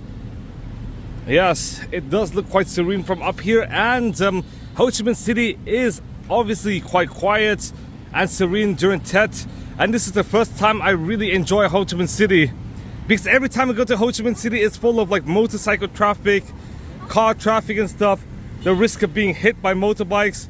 But now it seems very peaceful and tranquil. I'm now on the walkway over here. Yes, you could actually see even more details about the ponds, but I'm scared I might fall into the pond somehow. So why not I'd be careful before I actually knock people out into the pool.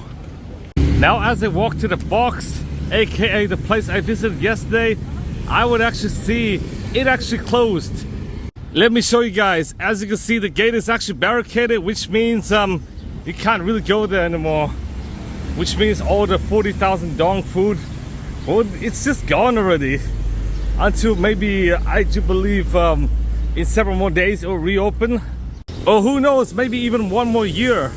Yes, as you guys can see, the entry is actually barricaded, and even over here as well, but the Suzuki van has actually moved. Yes, the entry is now barricaded, which means you can no longer go to the festival. But that doesn't stop hordes of people from actually attempting to enter. After a while, I'm going to take a rest at the Diamond Mall, and I might eat some of these for dinner. Not now because I already ate, but as you can see, the food here is a lot more affordable than at some of the restaurants in District 1. I'm now in the very front of the Diamond Plaza, and it seems like there's far less traffic, even foot traffic, than yesterday.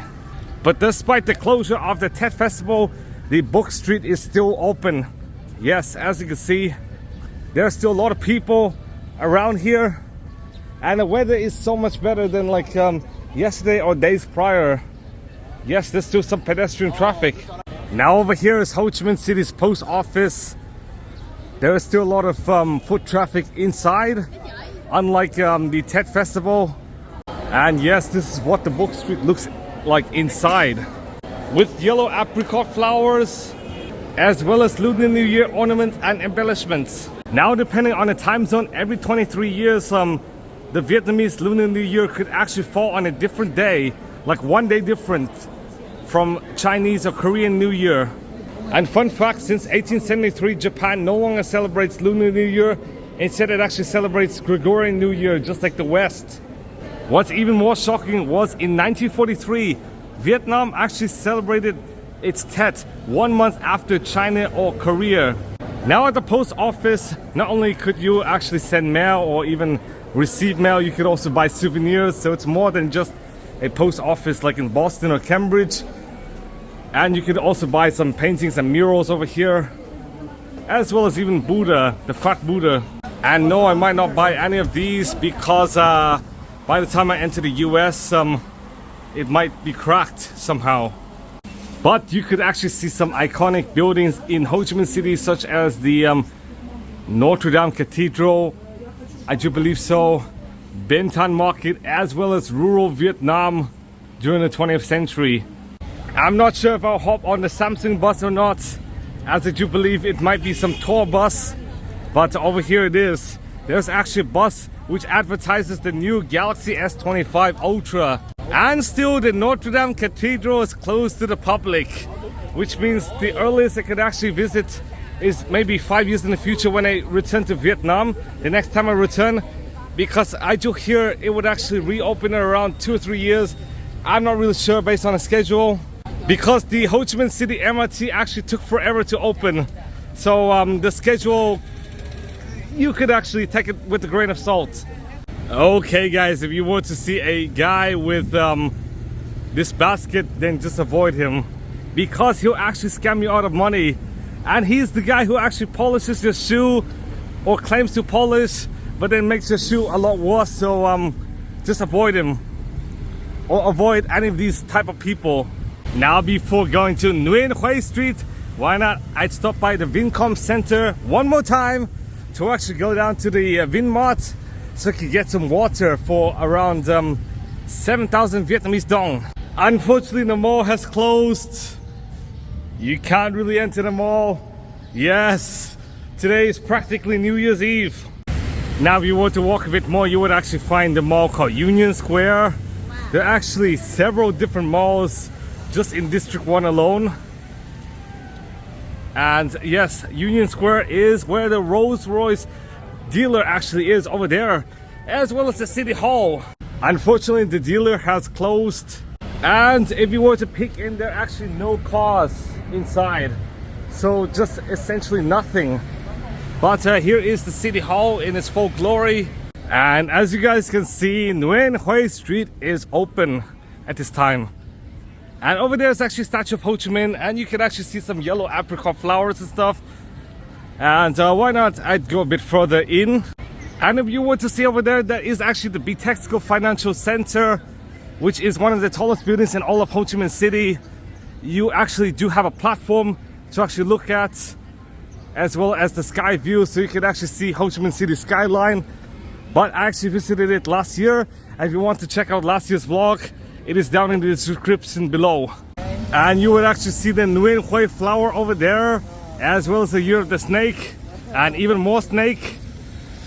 Yes, Lê Hoi Dun Sat Tet Ati 2025. So I'm not sure what the book is, but I'm actually gonna see. I nearly actually tripped because of this. I'm really sorry. I should focus on the street more. But yes, the stories of Vietnamese New Year, so why not I'm actually going to go through here. Now you would actually see several Tet books over here, and I'm not really sure if you could read anything because these books are absolutely ginormous.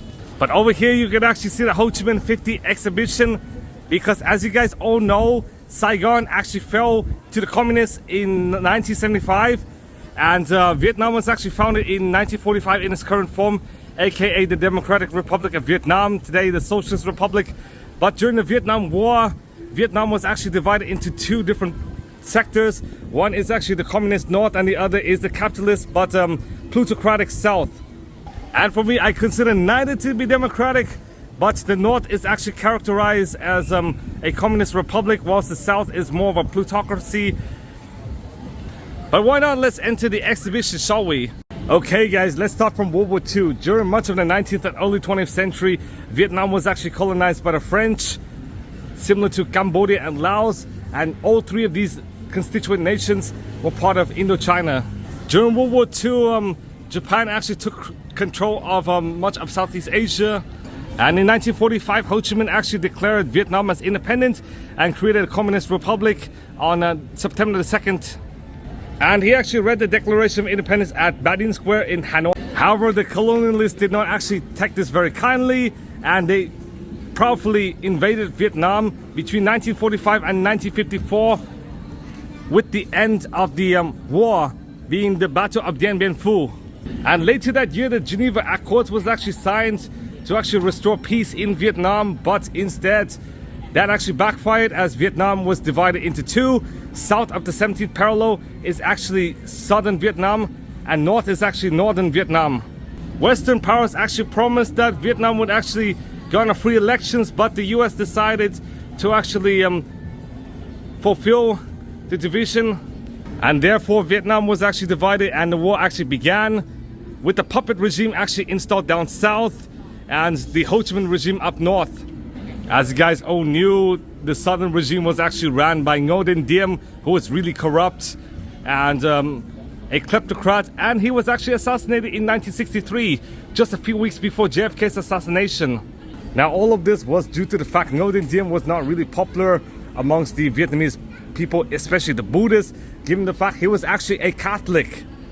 Not only was Ngo Dinh Diem assassinated, Ngo Dinh Nhu, who was actually the younger sibling, was also assassinated as well. Sometime around 1964, the US became fully involved in the Vietnam War, kind of what Russia is to Ukraine today. And these are what US soldiers actually look like. Then in 1968, due to all of the protests around the Western world, many people were very furious that they were forced to be enlisted in the Vietnam War. Then in 1973, the US pulled out of Vietnam, and in 1975, the Vietnam War ended, which culminated in the fall of Saigon as well as the reunification of Vietnam. And Saigon has finally been named Ho Chi Minh City once again. Now over here just reiterates what the other side actually says, but in slides and stuff. Now both of these exhibitions actually encapsulates the history of Vietnam. And the funny thing is, in just 6 days, the Communist Party of Vietnam would actually turn 95 years old. In 1858, the French started garnering presence in Vietnam. And over here was Ho Chi Minh during his youth, around 30 years old. And just a few months before the Vietnamese Communist Party was actually formed, the Indo-Chinese Communist Party was formed. And of course in 1930, Ho Chi Minh, the representative of Communist International, presided over the conference to establish the Communist Party of Vietnam. Now Nguyen Ai Quoc is actually one of Ho Chi Minh's pen names. And yes, Ho Chi Minh did go by many pen names, including the fact Ho Chi Minh itself is actually a pseudonym because his actual birth name is Nguyen Sinh Cung. Over here is actually Ho Chi Minh. He actually died a bit more than 55 years ago. And over here is an earlier photograph of Ho Chi Minh, maybe somewhere around 1945 or something. Now over here is the late Nguyen Phu Trong, who actually was General Secretary until about 6 months ago, when he actually succumbed into a coma and died. And over here is actually To Lam, who was actually the General Secretary of Vietnam only for a few months until he actually resigned like maybe a few months ago. And fun fact, around 3 years ago he was actually embroiled in some scandal whilst in London because he actually ate the steak. Now you could actually see more like sculptures of snakes because it's the year of the snake. I do assume, but I'm not too sure because I actually did ask some of the locals. This is actually Ban Chung, which is actually Vietnamese sticky rice. And you could actually see some yellow apricot flowers symbolizing the south. as well as a temporary book row over here. Not really the official location, but more of the offshoot location. And in the book row, not only would you be able to find Vietnamese books, you could also find some English books, such as this, which is actually Elon Musk. Now, he has been recently hated because of his Nazi salute and also like his ascent to the far right compared to being in the center left during his heyday in the 2010s. You could also find Warren Buffett down there as well, and even more Warren Buffett. And you could also find some children's books as well. You could also find some other figures, including Donald Trump, yes, the incumbent president, who has just been elected his second term, as well as some historic figures such as Napoleon, and even more tech visionaries.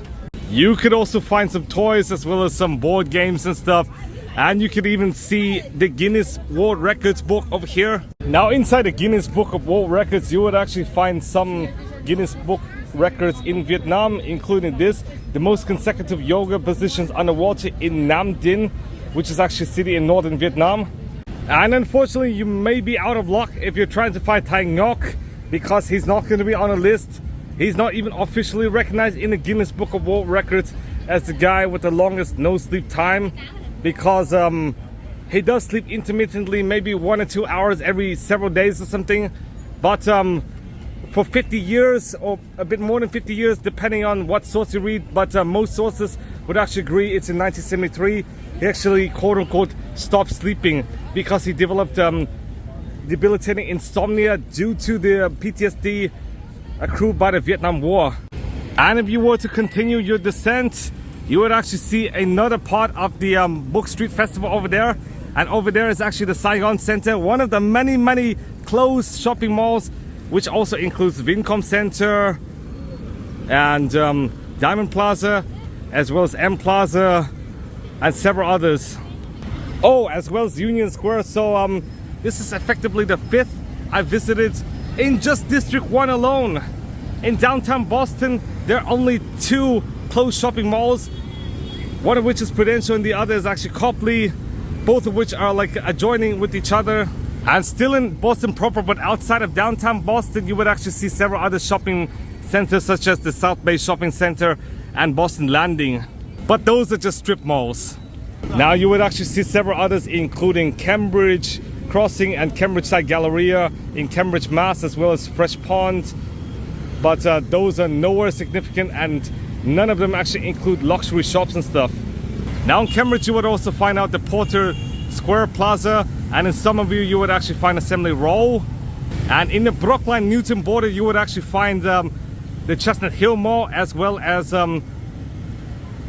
this complex, which is actually the street. Now over here is where the motorcycles and bikes actually park, and bike parking is only 2,000 Vietnamese dong, like around 8 cents, but still it is expensive compared to actually parking in the streets, just like in Boston and New York, where there are actually bike racks and stuff. Now Saigon Center, similar to some of the other plazas in Boston and Cambridge, which include Assembly Row and Cambridge Crossing, is actually a mixed-use complex invested by Keppel Land Watco, a joint venture among Keppel Land from Singapore with both Vietnamese companies Resco and Sawatco. Now only 2 phases were complete, but the first phase actually completed in 1996. And there are actually 2 towers, of which one tower is actually close to 200 meters tall. And I'm not sure if I could enter or not, but it does say it actually closed. Somehow I do see a few people in there. Now next to the Saigon Square Mall is actually this temple under the name Sri Thendayuthapani over there, which is actually a Hindu temple. And if you did not know, parts of Vietnam used to actually be Hindu, including the Champa Empire. Now funnily enough, this door actually opens, so why not? I'm actually going to enter Saigon Center, which is one of the biggest malls in Ho Chi Minh City. Despite the mall is sort of open, in fact nothing's actually open. As you guys can see, the stores are all closed at this point. And now on the southwestern terminus of the Book Street Festival, you could actually find even more books. And here's some more exhibitions related to the Book Street Festival. Here you would even find more books Over here is actually Ho Chi Minh, and I do believe these are actually small pamphlets and stuff in the passport fashion. Yes, the Vietnam passport does look like this. And there are even more books from Ho Chi Minh, as well as several other Vietnamese leaders, and even more children's books.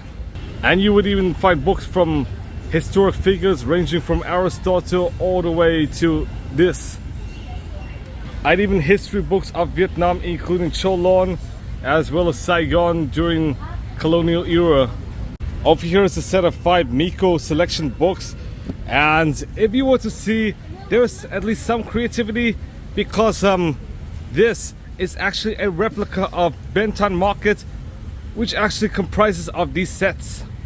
You could even find some TOEFL books as well as IELTS books, which are for many international students who are looking to study in English-speaking countries such as the US, New Zealand, Australia, Canada and the UK, as well as some Common Core maths books and even science books.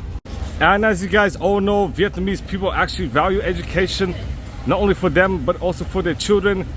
And fun fact, Vietnam actually ranks as some of the highest performing countries on the PISA exam, which is an exam for OECD nations plus a few others. Yes, that is despite the fact that Vietnam is one of the poorest nations represented in the PISA. That is as a lower middle income country instead of a high income country. In fact, Vietnam actually ranks higher in math than in the US, and actually only lower than other fellow East Asian countries as well as some European countries. And over here, what Vietnamese people would have learned by around 4th grade, which by around like 8 years old I would have solved most of these questions succinctly and correctly. And yes, many Americans would absolutely cringe with some of these questions, complain about how difficult they are. Now as we approach the very end of the Book Street Festival, over here are some like snacks and stuff. You could actually find candy as well as nuts and stuff, and even water as well. Yes, water over here. I'm not sure how much these cost, but over here is actually the cost. And luckily 7-Up is only 8,500 dong. And you would even find some board games as well as toys over there. I'm not even joking. There is still more of the book festival, yes. I'm not sure where the end is, as I really thought this was actually the end, but there happened to be even more of the book festival. It seems like the Vietnamese actually worship literacy as well as education. Now, due to Vietnam's emphasis on education, which is actually viewed as indispensable, hence you actually see Vietnam's meteoric rise in GDP at around 7% per year. That was before the pandemic, but I'm not sure what the economic growth rate is now. Maybe it's slightly lower than 7%, but still, that is meteoric compared to many other countries, as Vietnam is nowadays an industrializing nation. And fun fact, despite the fact Cambodia is a lot poorer than Vietnam, it too has seen a meteoric GDP rise, also up 7% each year, or even 8%, from like the 90s all the way up to 2020. Now over here is one of the plaques for the Lunar New Year Book Street Festival, and there it is. It has been 15 years since the book festival actually started. I'm not really sure if it's true or not, but that's based on what I've read so far. And after a while, I finally reached the official end of the Book Street Festival. You could also see some paintings over here as well for the Lunar New Year, as well as an advertisement for Grab Food, which is sort of Vietnam's equivalent of Uber Eats, as well as DoorDash. And now we're finally at the Ben Thanh Market once again. Yes, the Book Festival actually runs all the way from Ben Thanh Market all the way to the Saigon Opera House. Now over there, if you can't see, is actually a Lamborghini. Yes, some Viets are so wealthy, they actually buy like exotic cars. I've seen several Ferraris, Porsches and Maybachs around the area. I'm not even joking. In Ho Chi Minh City, despite the fact cars are double or even triple the price just because of all the import taxes in Vietnam. And average wages are meager at around like $6,000 to $7,000 per person per annum in Ho Chi Minh City. And based on what I heard, the average software engineer in Ho Chi Minh City makes around 30 or 40,000, still well below the 100,000 in Massachusetts. Now, if any of you guys see any of these type of bikes and form of transit, just take some precautions, because I've heard that cyclos are actually a scam in Vietnam. Many old guys would actually overcharge you by like triple or even 4 times the amount of like regular Grab taxis. But many of these are quite fun to ride on. And yes, these are actually rickshaws, to be honest. I'm not sure if the Ben Thanh market would actually open tomorrow, but it seems like the Ben Thanh market is actually closed today, so it would definitely for sure close tomorrow. So unfortunately, you can't really find any food or anything at the Ben Thanh market. I'm now waiting for a bus that will take me all the way to the Ngoc temple, aka the Vietnamese National Buddhist Temple, and over there is actually the Sri Mariamman Temple. Yes, there's actually namesake in Singapore. I visited in a Chinatown, and fun fact, Vietnam actually has quite a small Hindu community. After about 30 minutes waiting and actually missing one bus, I finally arrived on another bus 156 here to the Ngoc temple, and luckily this bus actually supports mobile payments, unlike some of the other buses actually road which require cash and stuff, which is quite lucky. Yeah, as you can see, this is what the bus looks like, a lot more modernized than some of the other buses.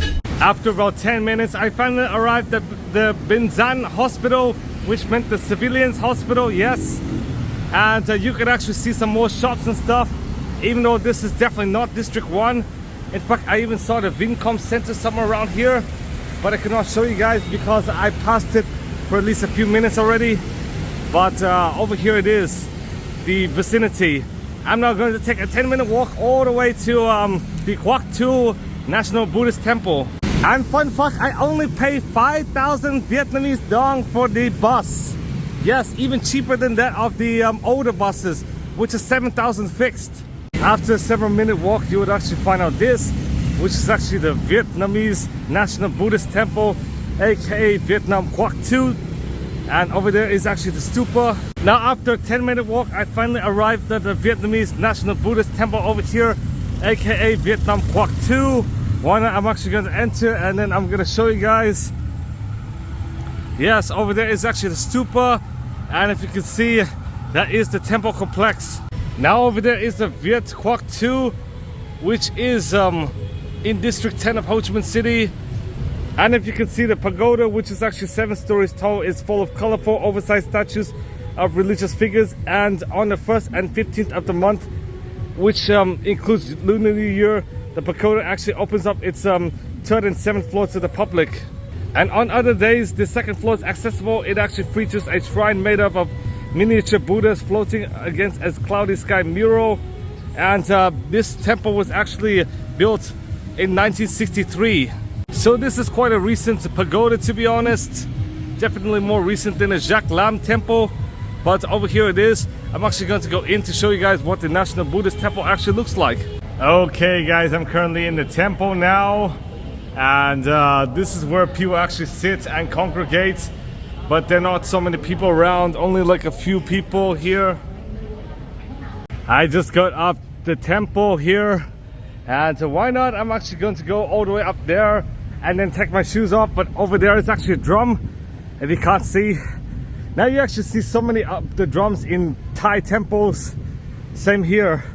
But over there is actually the Mahayana flag, because as you guys know, Vietnam's adherence to Buddhism is Mahayana Buddhism. And over there is a statue of Buddha. So why not? Let's go up there, shall we? I'm now in the inside, and over there is actually the large statue of Buddha. And as you can see, here's some other deities and stuff. And the inside is quite immaculate, just like many European cathedrals and churches and stuff. And up there is actually the fresco. So of course there are ornate frescoes and stuff, just like many European cathedrals, but in a different form, fashion. And over here, you're not gonna see any like dead people, to be honest, just Buddha. Now I'm in the back of the temple, where you could actually see even more over here.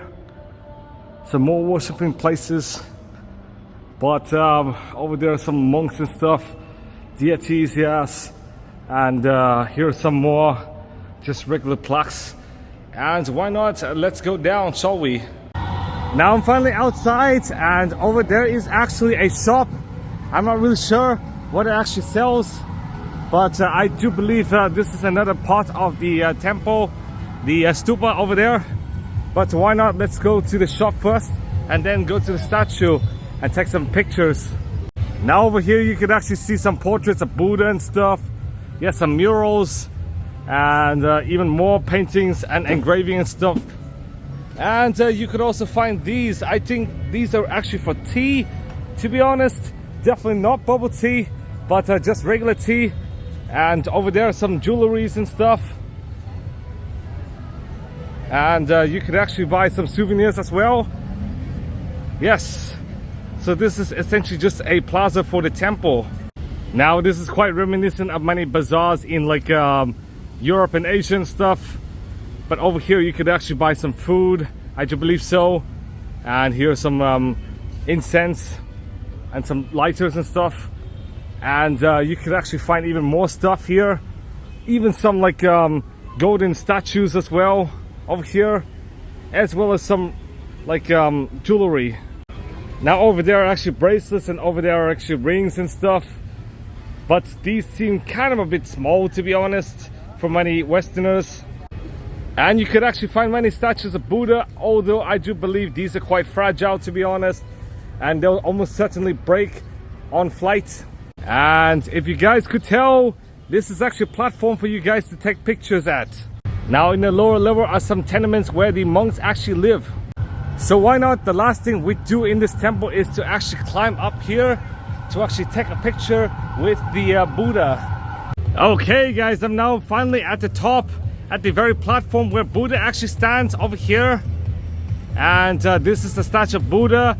And here is the skyline of the temple. As you can see, this temple is quite immaculate, kind of like many European cathedrals and castles, even from the outside, but in a different architectural style. And plus this is more modern as well than many European cathedrals, which were built like during the 15th and 16th or even 17th century, sometimes even the medieval era, to be honest.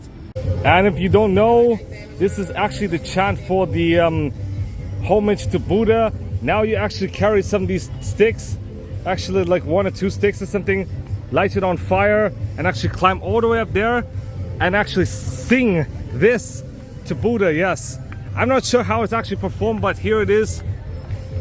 You actually bow to Buddha like this. Let me show you guys. As you can see, some people actually do bow. And in Thailand, people actually bow to even say hello or even greet you. Yes, essentially in Thailand they actually call it a Y, and hence there are lingering stereotypes that Thais are actually quite kind and friendly. It's all due to Buddhism. Unfortunately, after some time here, I do believe the stupa is actually closed, but it does show the inauguration date for the temple, 1963, and it even shows the Buddhist calendar as well. Yes, the Buddhist calendar. Remember in Thailand? Yes, the country which officially uses the Buddhist calendar. So why not, let's say goodbye to the National Buddhist Temple, Ngoc 2 Temple.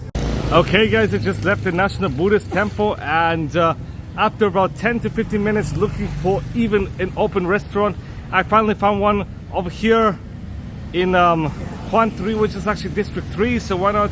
I'm actually going to eat here. After about 2 to 3 minutes waiting, I finally got my bun dat Viet over here, which is actually the special bun over there. It actually costs 75,000 dong, which is about $3 US. Now over here I actually mixed the bun with the lettuce to make it a more healthy meal. I've just finished eating, and why not, I'm actually going to walk all the way to Nguyen Hue. I know it is really far, but why not, I just walk. Yes, because I'm much closer now from that restaurant compared with the Vietnamese National Buddhist Temple. And now if you can't see, that is actually the Tudor Hospital, which is actually run by a very old lady in her like mid to late 80s, to be honest. It is a maternity hospital, and even though my parents have definitely heard of this hospital because they're actually in obstetrician, gynecologist. In fact, I first heard of this hospital through a documentary of Agent Orange and all the babies born with deformities and stuff due to Agent Orange. Over here is one of the most renowned people of the Tudor Hospital. I'm sorry if I actually mistaken her age as like mid to late 80s. I heard that from one of the sources. She was actually born in 1944. Now a bit further away from the Tudor Hospital is actually Coop Mart. Now if you don't know, Coop Mart is actually renowned in Switzerland and lauded for being quite affordable compared to other markets and stuff. And Coop, similar to like other budget supermarkets such as Audi, Lido, Hofer and Billa, etc., provide like cheap goods and stuff. And I actually love to buy the water over at Coop when I'm in Switzerland, but I do not believe this is actually the same Coop at all, even though it kind of reminds me of the one in Switzerland. I'm getting ever closer to Nguyen Hue, and over here is actually the 23rd of September Park. Yes, a park named after a day. But over there is actually Pham Ngu Lao Street, and it shows like we're getting much closer to, you guessed it, Nguyen Hue. And if you don't know, just nearby is actually Bui Vien Walking Street. I'm now finally at Ben Thanh Market, the vicinity of Ben Thanh Market, and over there is actually Vin Suites Hotel. Yes, if you don't know, Vin Group actually owns a myriad of corporations, including Vina Milk, Vin Suites, Vin Pearl, Vin Smart, and definitely Vin Fast. Yes, the car brand.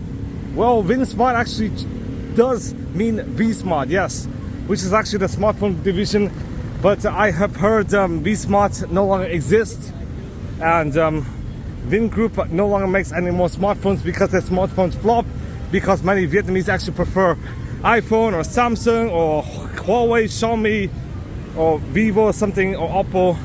So definitely no more of the V Smart. And down there is the metro station. Unfortunately, the whole Ben Thanh Market is actually closed, but you can actually hang out outside. And why not? I'm actually going to make a trek towards Nguyen Hue, which is where the New Year festivity would be. I finally returned to Lê Loi Street over here, the book festival, and over there is actually the Saigon Center. It used to be the tallest building in all of Vietnam during the 90s, but now it's no longer, as Landmark 81 is now the tallest. After a while walking, I finally arrived at Nguyen Hue, finally! Now you can actually hear these sounds, and that is the lion dance, yes. I'm sorry if it's very noisy, but over there is the very famous lion dance. You might know from it in Chinatown.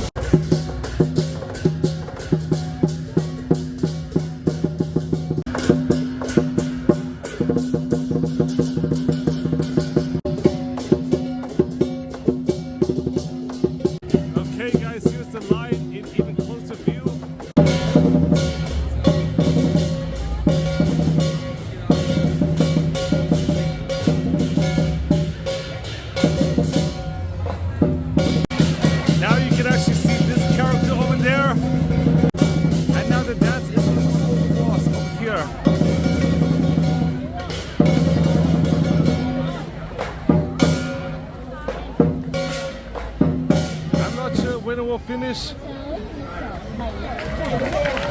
It had finished now, so why not? I'm actually going to go somewhere else. Afterwards, there's some drumming here.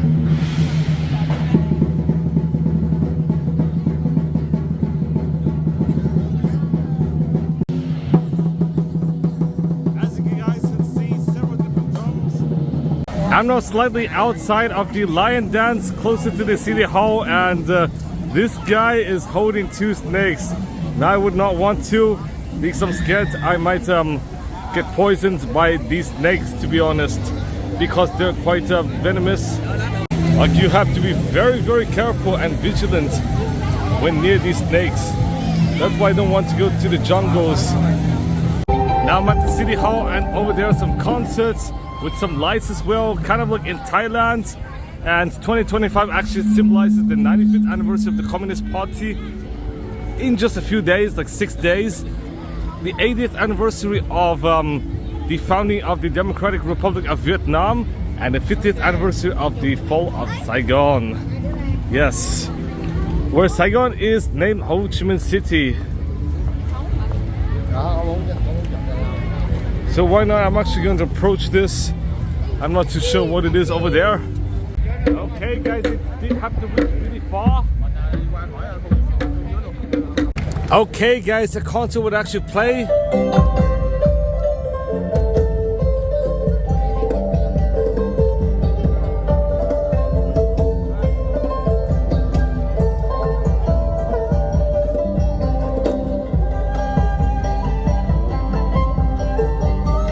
And did you believe this is Vietnamese traditional music? Now over here you can actually see a pop performance.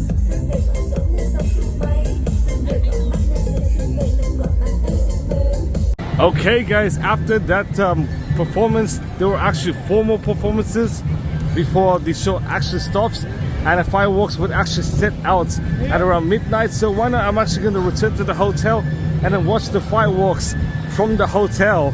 Yes, just because over here it'll be extremely claustrophobic.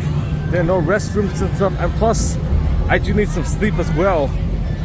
Okay guys, due to the fact I have been fatigued due to all the walking and stuff, therefore I'm actually going to book a Grab to actually return to the hotel, which is a 40-minute walk away.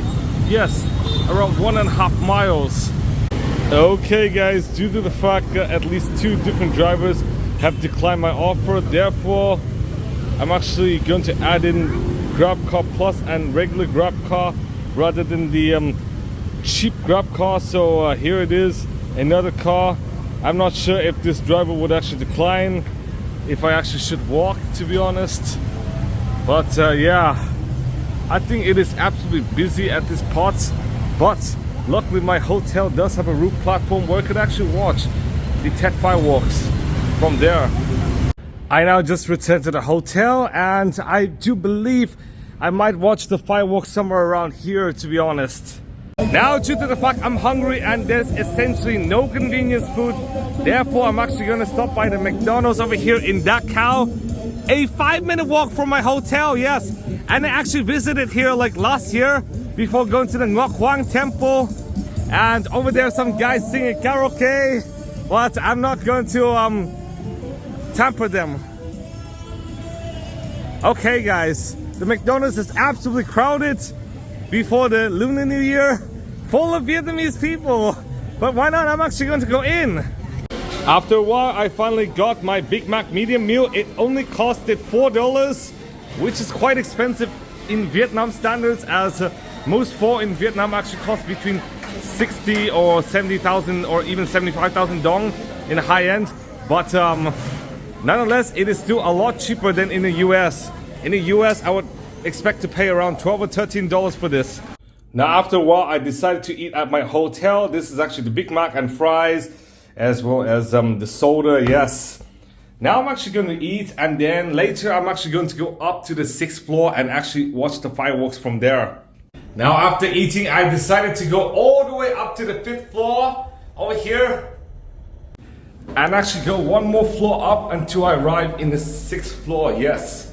The 6th floor. And that's where the outside is, so you can actually watch the fireworks. Yes, outside my hotel balcony. Now you can actually see some fireworks from over there. And even more, yes. As you can see, yeah. Okay guys, here's some more fireworks and firecrackers. Yes, it is absolutely a miracle to actually see fireworks in multiple different places, including here as well. Yes, effectively multiple places. There is no need to go to Nguyen Hue just to watch fireworks if you could just watch it all at your hotel. Now the reason why there are a lot of fireworks is because it is actually midnight. Let me show you guys. Yes, they're everywhere.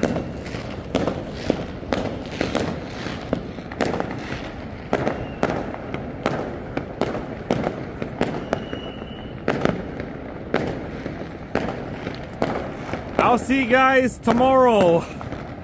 And no, we're not even finished.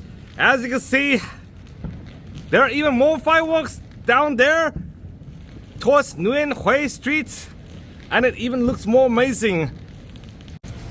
Yes, there are basically a ton of fireworks all throughout Ho Chi Minh City. And even some more over there. Yes, it is absolutely amazing. You don't even have to go to Nguyen Hue at all. You could just stay at the hotel and you could actually see everything. This is far more civilized than having to wear diapers or having to attend the New York New Year's Eve ball drop. Okay guys, I'm actually gonna see you guys tomorrow. Unfortunately, due to the fact I have severe allergies, I cannot actually sleep. I only slept for like 4 hours, yes. I woke up at around 5 a.m., which is really early, and now it is actually morning. It's around 6:30 a.m., yes. And the weather is absolutely a breeze. Only 20 degrees Celsius. So why not, I'm actually gonna hail a Grab, and then I'm gonna see you guys in To The Mod, yes. To The Mod. Okay guys, over here is actually my ride. Yes, the Toyota Vios. Okay guys, in another 15 minutes I'll arrive at my parents' house in To The Mod. After about 40 minutes I finally arrived at my parents' house. Yes, I'm not even joking. Luckily I arrived in 40 rather than 50 minutes. But over here it is. And it is now 10. But unfortunately their house is closed. And the funny thing is, I did not even announce that I would actually arrive. I actually did announce, but they did not respond, so whatever. But I'm actually gonna try to enter somehow. After a short while, I'm actually going to go to breakfast. Okay guys, luckily there's a pho parlor which is actually open, and now I'm actually going to eat the pho bo vien over there, as you can see. And yes, this is where the restaurant actually is. I've just finished my meal, and over there is actually a cathedral. I'm not sure what the cathedral is called. Now if you can see, over there is actually the Phu Quang Catholic Church. Now if you can't see, that is the closer view of the Catholic Church. And over there is actually a rotary for To The Mod. And despite being Tet, there seems to be a lot of traffic around the area. And I do believe in Ho Chi Minh City there'll be a lot more traffic. Now over there's a Phu Quang Cathedral. Its bishop is actually Nguyen Joseph Tan Thuc. And fun fact, this church was actually built somewhere around 1965. So after my parents were born. And the same year the Duomo di Milano was completed. Now over here is the center of To The Mod in more detail. Over there is actually a mall, Beacon C. I'm not sure how big the mall actually is, but there's actually Coop Mart as well. Yes, Coop does exist in Vietnam, similar to Switzerland. Now we're approaching the new city of To The Mod. Now what is so weird is there are a lot of Chinese restaurants in the new city.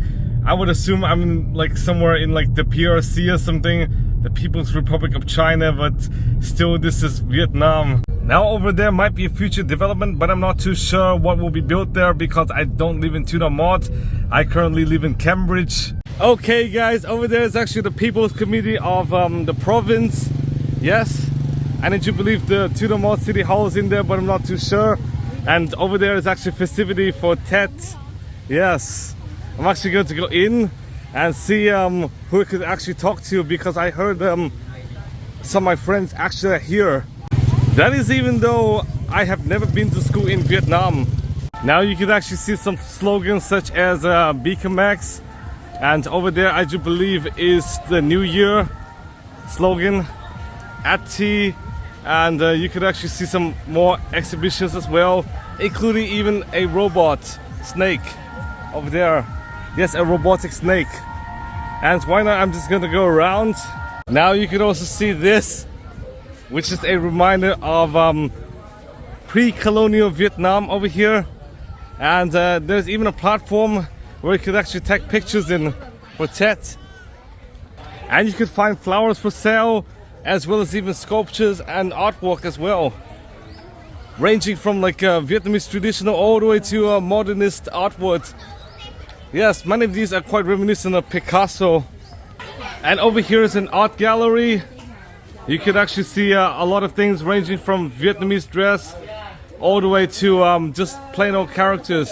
You could also see other reminders of pre-colonial Vietnam, such as statues of like animals and stuff, vases, pottery, and you guessed it, the rickshaw, which is actually the cyclo. And there are even some modern tastes as well, such as this guy, yes, a clown. Okay guys, due to the fact my sister would actually come to my parents' house, I meant the one in her mid-20s, as I do have an even older one in her mid-30s. Therefore, I'm actually going to start leaving my parents' house and start heading towards Ho Chi Minh City, where I'll spend the rest of the day at the hotel. After a while, I finally left the province altogether, and I'm now in Ho Chi Minh City. Finally, I'm now back in Ho Chi Minh City. Now I'm actually going to order some McDonald's. Yes, because basically everything is closed on Tet, or nearly everything, except maybe a few parlors and stuff. But over in Giac, I do not really see many restaurants. So I'm actually going to order McDonald's, and then I'm going to return to the hotel and recharge, because I only slept like around 4 hours.